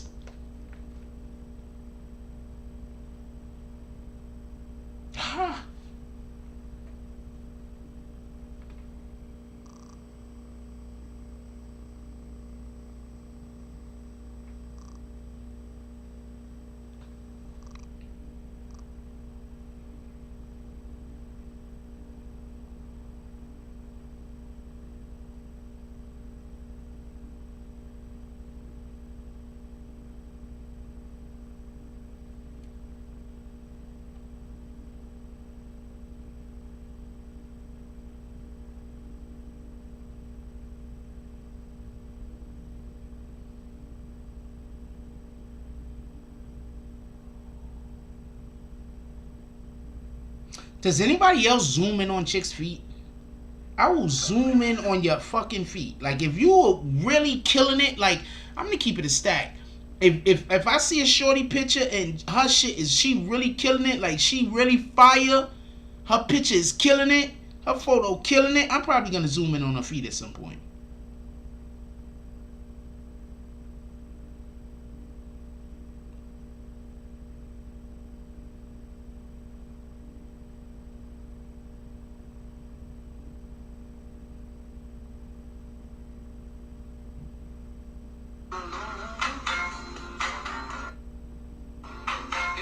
Tamika Mallory posted a thing.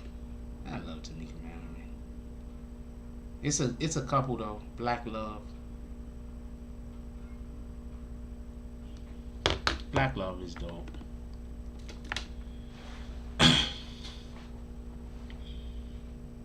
Zippo says, I don't know about the 80s, but the 90s people was way quicker to fight. I was 7 years old fighting racist kids in Boston. Nah, in the 90s people was popping, but that was I don't know about Boston, but in New York, the 90s niggas was popping. The hell? Because like I don't know how to explain it, but the 80s was just I don't know how to explain it, man, but the 80s was just there's probably no other period in time that you could say is similar to the 80s. Like you could say there's periods of time where it was similar to the 60s and whatever, and there's periods of time that was similar to the 70s, whatever. There's periods of times that was similar to the 90s, similar to the aughts, that's between the 2000s, from 2000 to 2009.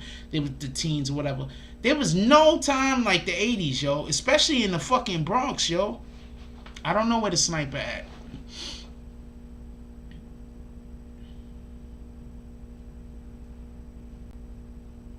There's no time like the 80s, man, especially in the Bronx, yo. I'm trying to tell you, like, for the people that don't know, this is the best way I explain the Bronx in the 80s. We had abandoned buildings everywhere. Everywhere. Let me show you something. I'm going to show you a picture of the 80s. For everybody that don't know, don't go nowhere. I'm going to use my phone, so hopefully I don't get hit with a copyright infringement. I want to show you something real quick. Black Love is beautiful, though. That's a fact. Shout out to Tamika Mallory for posting that. What the fuck is this?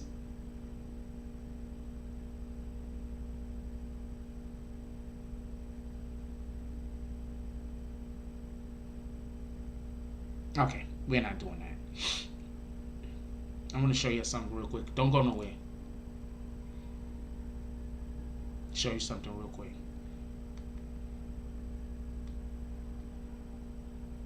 This is how the Bronx looked in the 80s, homie. I'm going to keep the volume down. I'll show you how the Bronx looked in the 80s. This is how the Bronx looked in the 80s, yo. Hold on.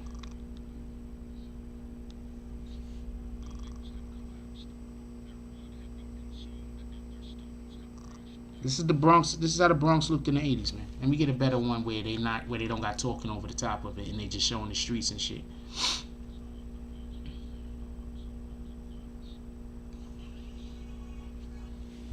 This is how the Bronx looked in the 80s, man. You see they got the orange there? I'm trying to tell you, orange is the color of the Bronx, yo.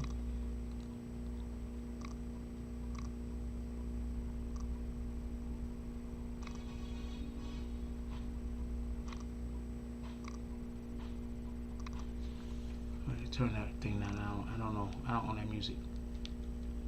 That's how the Bronx looked in the 80s, man.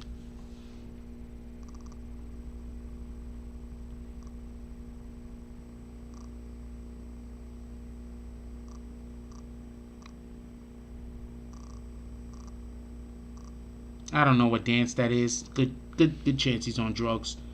That's how the Bronx looked in the 80s. Now you see that lot? This is how you see those abandoned buildings everywhere. Everywhere there was abandoned buildings everywhere. There was just lots with nothing but rubble in them everywhere. Every block had an abandoned building damn near. I don't want to see dancing. What the fuck, rat bastards.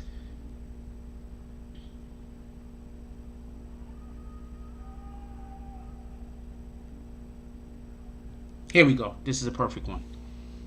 I think I've seen this one before. Look, all of those buildings are abandoned. Nobody live in those buildings, by the way. Nobody lives in these buildings. Those buildings are just there. They're abandoned. A war zone. That's a fact. Look.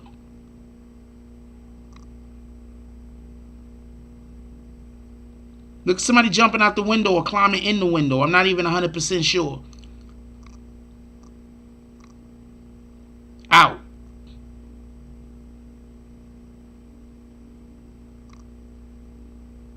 This is the Bronx in the 80s, man.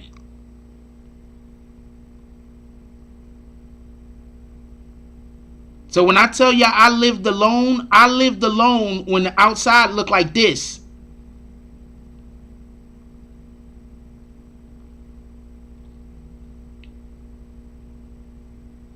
When I lived alone when the outside looked like this. This is how the outside look. Those abandoned buildings. All of those buildings are abandoned. Now those other buildings might have people in them. Nope, those are abandoned too. Look at them. All those buildings are abandoned.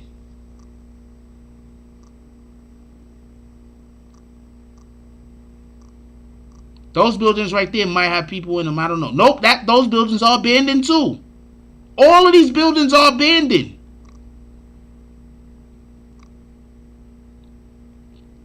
Those buildings might have people in them. This is the Bronx, and this is the Bronx. This is how it looked outside when I lived alone at 8 years old, 9 years old. This is how the outside looked. So that's the Bronx. That's how the Bronx was. And there was also wild dogs everywhere. There was stray dogs everywhere. If you know, you know.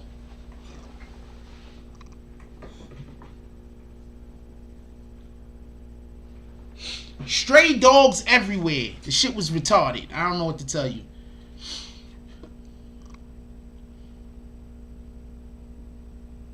I'm not even sure how we got into this conversation.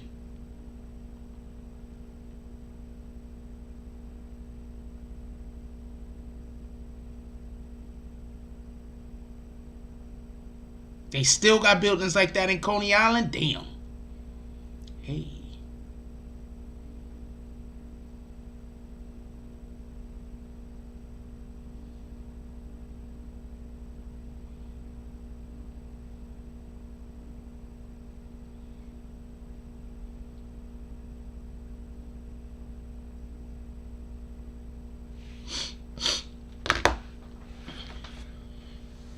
Six out of 10 people was on hard drugs. I agree with that. The drugs was crazy.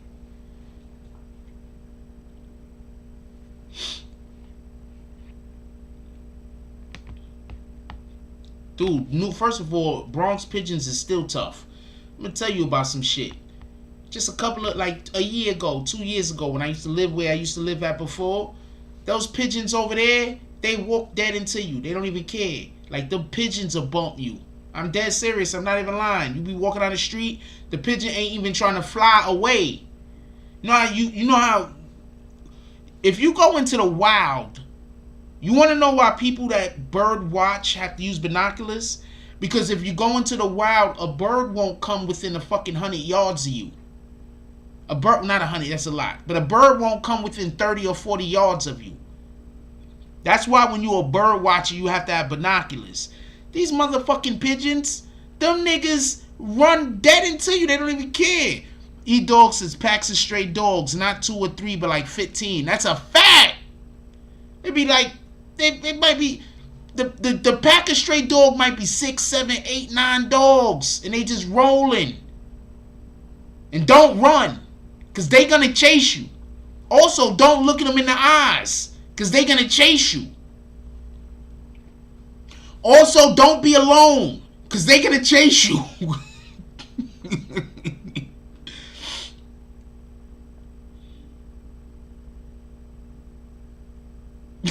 Yo, what I'm saying is the truth. This shit was dangerous. That's what I think people don't get when I be like, yo, I used to live alone. I think people think it's like this time. No, nigga. This time would have been gravy. It was not this time. Living alone at like 8, 9 years old at this time, that should have been gravy. This is the 80s, nigga. It was the 80s. And I had to go outside because I had to go find food. What the fuck? I'm laughing about that shit, but I'm keeping it a stack. I had to go find food, nigga. Yes, if you're alone, if you look them in the eye, they chasing you. If you're alone, they chasing you. If you got something they want, they chasing you. I don't know what to tell you. If you have something they want, you can't drop the thing, no, and then get the fuck up out of there. So it's your choice. You wanna, you walking with that slice of pizza and them dogs pull up on you. It's your choice. You gotta probably decide. You gonna ditch the pizza? Are you just gonna, you could probably make it to the building. I don't know what to tell. And that's how you gotta think. And then you see them dogs, you gotta look and be like, can I make it to that building? I might, if I can make it to that building.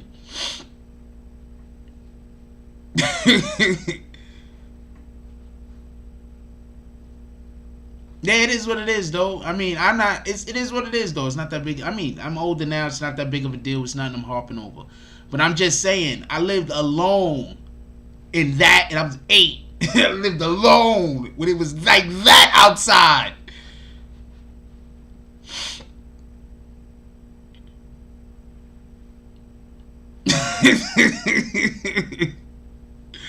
That's why I be laughing at shit, man. Yeah, you gotta decide. You gonna give the food? You gonna give up your pizza? Or you gonna try to make it to the building? It's one of the two, homie. Can't do both. If you can make it to the building, you good. Then you guys gotta sit in the building for a little while. until enough people come around that the dogs get the fuck out of there. Cause remember, I'm a little kid. I look like a morsel, nigga. I'm not a grown adult. Like if you're a grown adult, the dog might be a little, there might be some apprehension if there's like 3 or 4 dogs and you're a grown adult. You understand what I'm saying? I wasn't even a latchkey kid, nigga. I lived alone. What the fuck? I lived alone. I had to find my own food, everything. I lived alone. I wasn't even a latchkey kid. Shout out to the latchkey kids out there that just went home and then sooner or later somebody brought food. I had to go out there and find food, nigga. Just 2.0 says my uncle would pick me and my sibling up from elementary school every day and drop us off. We would take the same route every day. Literally the whole Coney Island filled with car shops. That's what we do. All cars. I don't know how that's a funny story, but shout out to that shit. All type of dogs, yeah. No, most of them is mutts because they done been free for who knows how long. So they all been intercourse in the breeding. So them dogs was about 8 different dogs in one. Oh, the shops, that's a fact. No, that's a fact. The shops all had dogs. That's a fact. All of the damn everybody's establishment also had dogs because you had to have dogs. Like you had to have dogs. Like for real, you had to have dogs in the 80s. That's a fact. So all of the car shops, the tire shops, all of them shits had dogs. That's a fact. The mechanics, that's a fact. Scattering, jumping on cars because the dogs is hard for them to get on the cars, so you got to jump on cars. That's a fact. Yo, I'm very happy to see that you still here, my brother. I'm happy none of them dogs bit me. If I would have caught rabies, what the fuck could I do? I ain't had nobody around. I would have just been a rabied kid.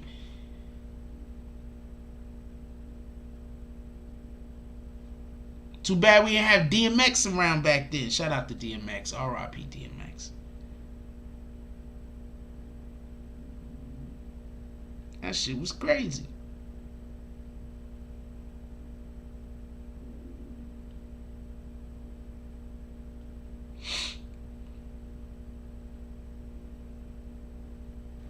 For real though.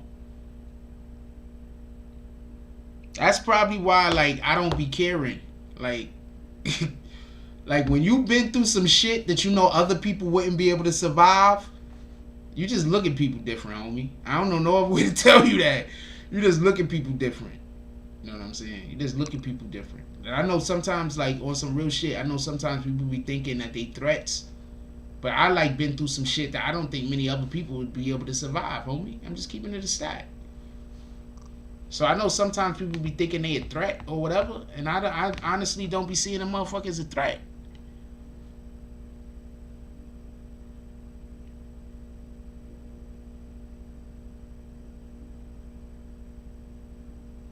Angel Christmas says, I was walking on the block one night and a big ass rat came out the alley and we had to stare down. And I said, okay, I'll cross the street, and kept walking down the block. Yeah, sometimes you gotta cross the street. Yo, my dude, do you understand? I'm gonna explain something since we're talking about the 80s. Check this out. First of all, no, I didn't see your last question. What was it? It's not here. I don't see it. I don't see it. Wait. Yo, Jack Frost, what you remember about Wu-Tang? Wait, hold on. We having a whole nother conversation about the shit we talking about. I'll get to that. Give me 2 seconds. I didn't see your question though. I don't know why I didn't see your question. What do I remember about Wu-Tang? What you mean? That's a pretty broad question. It's like, sounds like you're just trying to change the topic.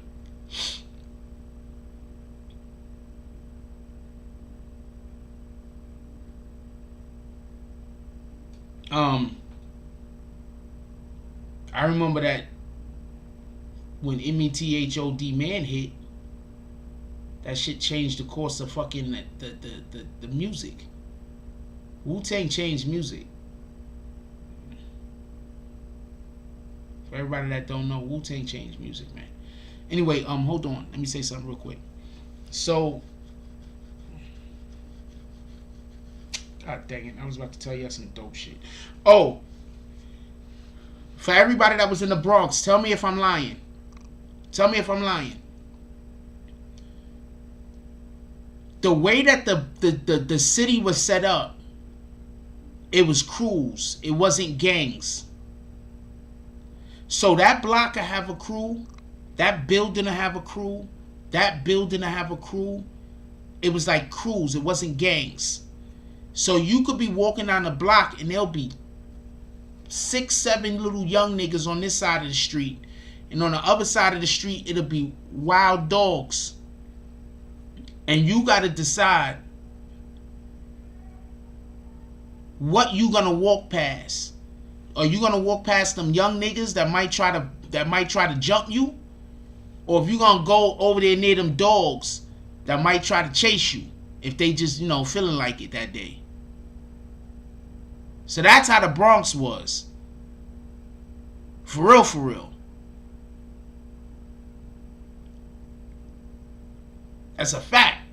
So you'll be walking and you get to them like, oh, these niggas is outside. And you look across the street and then all them dogs is over there. And you gotta make a decision, man. You gotta make a business decision. But Wu-Tang changed hip hop. That's a fact. I think that I think Method Man was one of the first rappers that I ever seen in a video rapping, and he was like, you know, hey, you get off my, and he was like dancing with it. That was the first time I really ever seen a rapper dancing in a video when he was saying this shit that I like that was notable. You understand what I'm saying? Because most of the time you just saw rappers, they was just standing there. You know what I'm saying? They might do the hand movement thing, or they just too cool for school, like Kane. I think Method Man was the first time I saw a dude actually like had the whole bop, had the whole like dancing to the music. I think Method Man was one of the first, and I think one of the first rappers I've ever really seen do that. You understand what I'm saying? Like other people, they bop, but it wasn't like what Method Man was doing. Method Man was like kind of dancing in that METHOD Man video. Those guys changed hip hop, man. Shout out to Method Man. Anyway, we about to get up out of here. We 2 hours in. Shout out to Brian Ave. You was around there?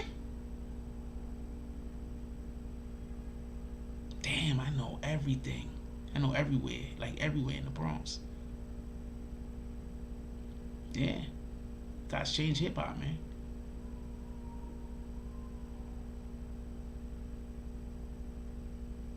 No. Still had the 5% Nation, that's a fact. Still had Zulu, Ballbusters, the Chingalings. Yeah, definitely still had them.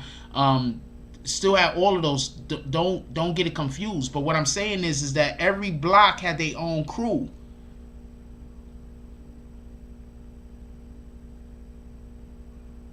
Every block had that's what I'm trying to say. Kane danced. Don't get it confused. Kane danced with with these dudes. Heavy D danced. Don't get it confused. I'm not saying that nobody danced before them, but I'm saying the way Meth did it, it wasn't like they did routines. You understand what I'm saying? Like Method Man, pardon me, like Heavy D and Kane, they had routines. You understand what I'm saying? I'm saying Method Man didn't have no routine. He was just out there vibing. Belmont Ave, Bronx was crazy, y'all. Everybody that don't know. Salute to everybody that grew up in the Bronx and know what the fuck I'm talking about. Ain't never gonna be another time like the 80s, man. I did not know Sanford. You talking about from Sanford and Son? No, I did not know Sanford. I did not know Fred Sanford. What the fuck? This motherfucker. First of all, Fred Sanford wasn't in the Bronx. They was out there in fucking California somewhere. That's one. They like San Bernardino or some shit. Yeah, Meth was the first time I seen somebody and he was just bobbing. Like it wasn't a routine. You understand what I'm saying?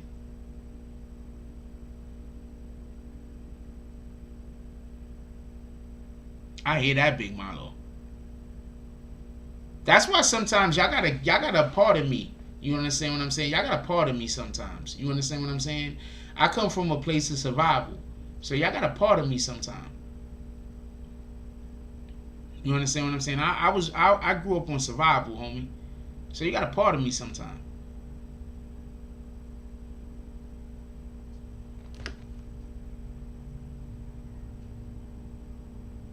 I need y'all to like pardon me sometime, for real. Like sometimes Jack just do a thing, just be like, you know what, that's just Frost. Let's keep it pushing. That's it. You feel me? Like for real, for real. Oh, I did not know Sanford. I know no drug dealers. I know 0 drug dealers from anywhere. What in the hell?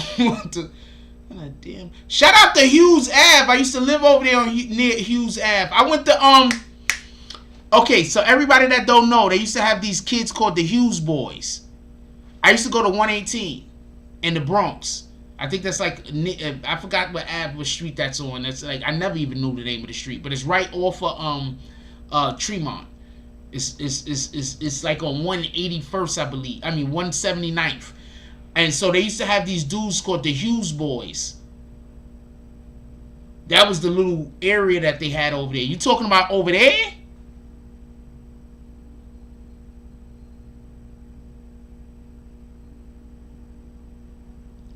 Yeah, we used to have the mattresses out there doing flips and all types of different shit. Fred was in Watts. Fred was not. They was in California.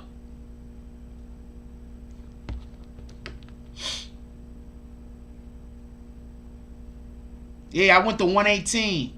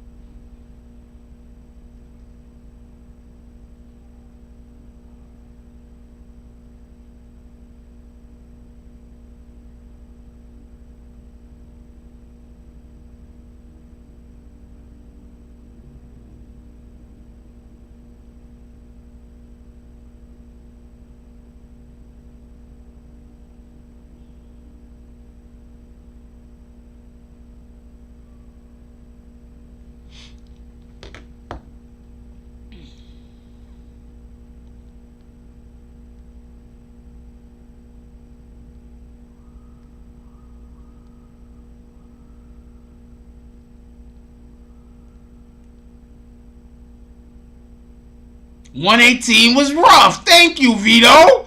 So hold on. So you know where I'm talking about. So you know that school. That's where I went. 118. Yeah. It's a fact. The fuck? Across the street from the power plant. That's why I be. Now do you understand when people be trying to talk trash about me and I'm like, my nigga, like you was just totally confused. All of the confusions you were having at the same time. Anyway, we got to get up out of here. I want to call out. I'm not gonna call out the denominations. Watts is in Cali. Okay, yeah. Why was I thinking Chicago? Don't mind me. I'm somewhere else with it. I'm kind of slow right now. Nah, I went to 118. That was my magnet. 118 was my magnet. I went to 118. It's a fact. Shout out to 118.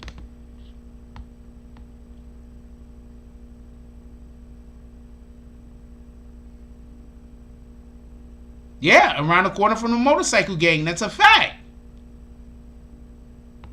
Which my uncle was a part of. Shout out to him. I had an uncle that was a part of that motorcycle gang, just so y'all know.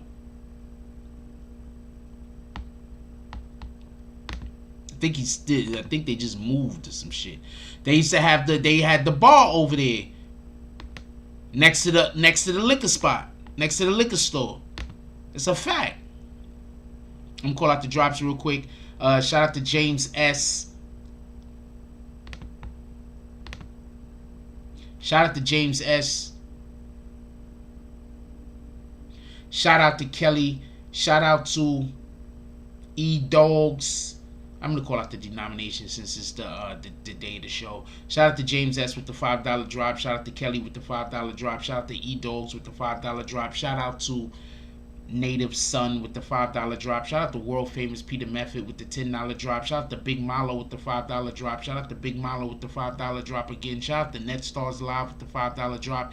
And shout out to Mama Said Don't Trust You with the $25 drop. Definitely appreciate you guys. You guys are all the best. I appreciate everybody. Like, comment, subscribe, pull up. For real, for real.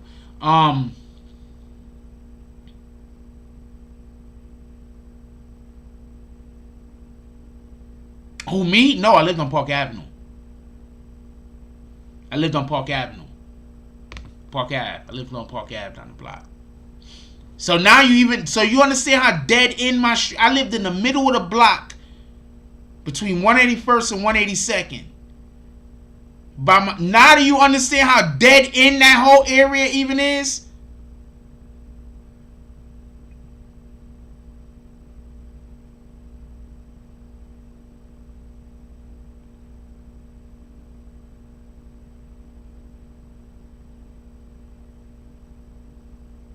You understand how dead in that is? Because remember, the block I lived on, there wasn't across the street. There was the trains. There was a train across the street that was not elevated, but it was down. You understand what I'm saying? So across the street, there was nothing across the street. You couldn't go across the street.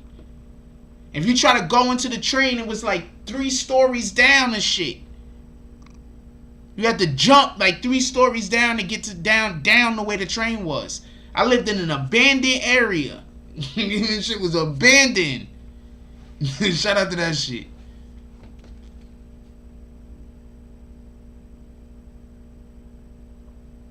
Shout out to Lex Luger with the $5 drop. Definitely appreciate you, my brother. So I'm trying to say, like, the shit I had to go through, a lot of niggas couldn't survive. Shout out to that shit, though. That shit made me right for this. Copy? Let's go. So I'm not complaining. It's just so we can be clear. I'm not complaining. I'm not sad. Maybe God was protecting me. You feel me? Keeping me from around shit. Yes, across the street from the train. So you know what I'm talking about. When I tell you, my nigga, I grew up by myself. You know what I'm talking about. Yes, it's scary. You know exactly what I'm talking about. Yeah, that shit look like a fucking horror movie at night. Hold on. Vito, am I telling the truth? Don't that shit look like a whole horror movie at night, my nigga? That's where I lived. Yes, that's where I lived. That shit look like a horror movie at night. Like, it looked like you might be walking through there and a slash is gonna jump out of the fucking bushes. There's no bushes, but it looked like you might be. That's not the block I lived on. People do not walk down at night for no reason. Am I lying? The block I lived on, people do not walk down at night for no reason. You do not walk down that block at night for no reason.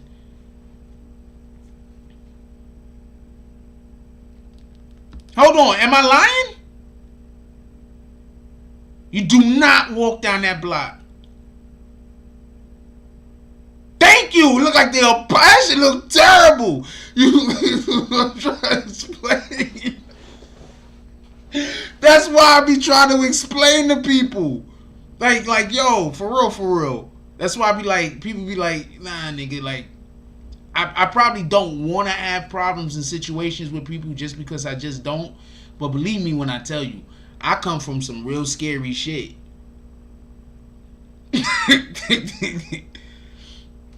I come from some real scary shit. For real. That shit, yo.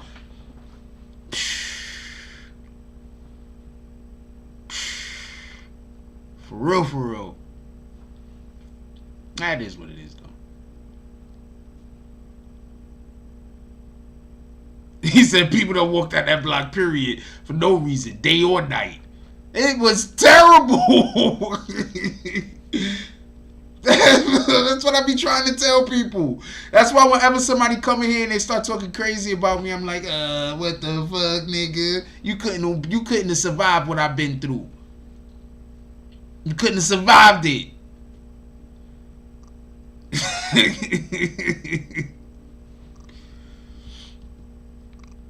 Oh, when the hammer man was running around hitting people with the hammers? Yeah, I remember that shit.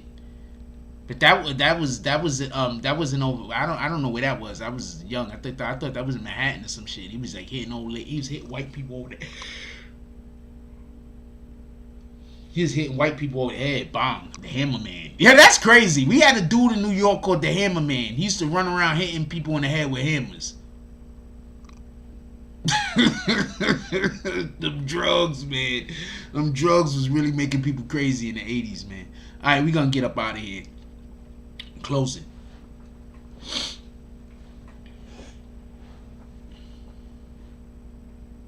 Black Rob passed away. Black Rob passed away shortly after DMX. If you just expose these two particular situations against one another, it'll be a drastic difference. One, of an individual who reached such an acclaim that he was loved and cherished, and upon him passing away, everybody mourned. And another individual that even while he lay in his deathbed telling people that he was dying, most people ignored. Recently, we had a rapper, Styles P, have a conversation about unions. Rap needs unions.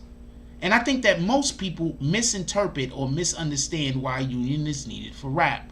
I think most people believe, rap don't need unions because they got all of these rappers that have all of this money. But what about those rappers that don't have all of this money? What about those rappers that are living from check to check? What about those rappers that didn't have the opportunity to drop a lot of music because their music just wasn't being dropped by their label? What about them? If we have CEOs of multi-conglomerate, if we have CEOs of major conglomerates, major businesses that can have parachutes, why don't we have a situation set up where we have rappers that at some point or another during their career, they're able to be taken care of after their career? It is a damn shame. A damn shame that if you think about it, people wouldn't even have known about Black Rob if DMX had not passed away. Because that's the only reason why he spoke from his bed.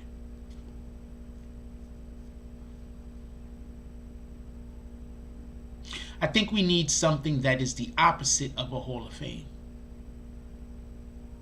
I think that we need acknowledgement of some of these rappers that have came before. And I think that we need to take care of many of these people who have created the poetry that we love throughout the years. So let's wave a duel to our brother, Black Rob. He maybe didn't have 1 million hits, but hell, some rappers don't even have one. With that being said, if you have anybody in your home still awake, please give them a hug. Tell them you love them. You never know what's going to happen tomorrow. Give people their flowers while they're still here. Also, when we wake up in the morning, one of the things that we want to do is we want to drink water. Water is very important. We need to start doubling and tripling up on our water content. With that being said, shout out to VO Corleone with the $4.99 hater drop. With that being said, like, comment, subscribe. Join the notification gang. Hashtag Bronx Bombers. Let's get it. I love y'all. Take care of each other. Hug the kids for me. I haven't forgotten about you. And that's all I got on this one. I'm out.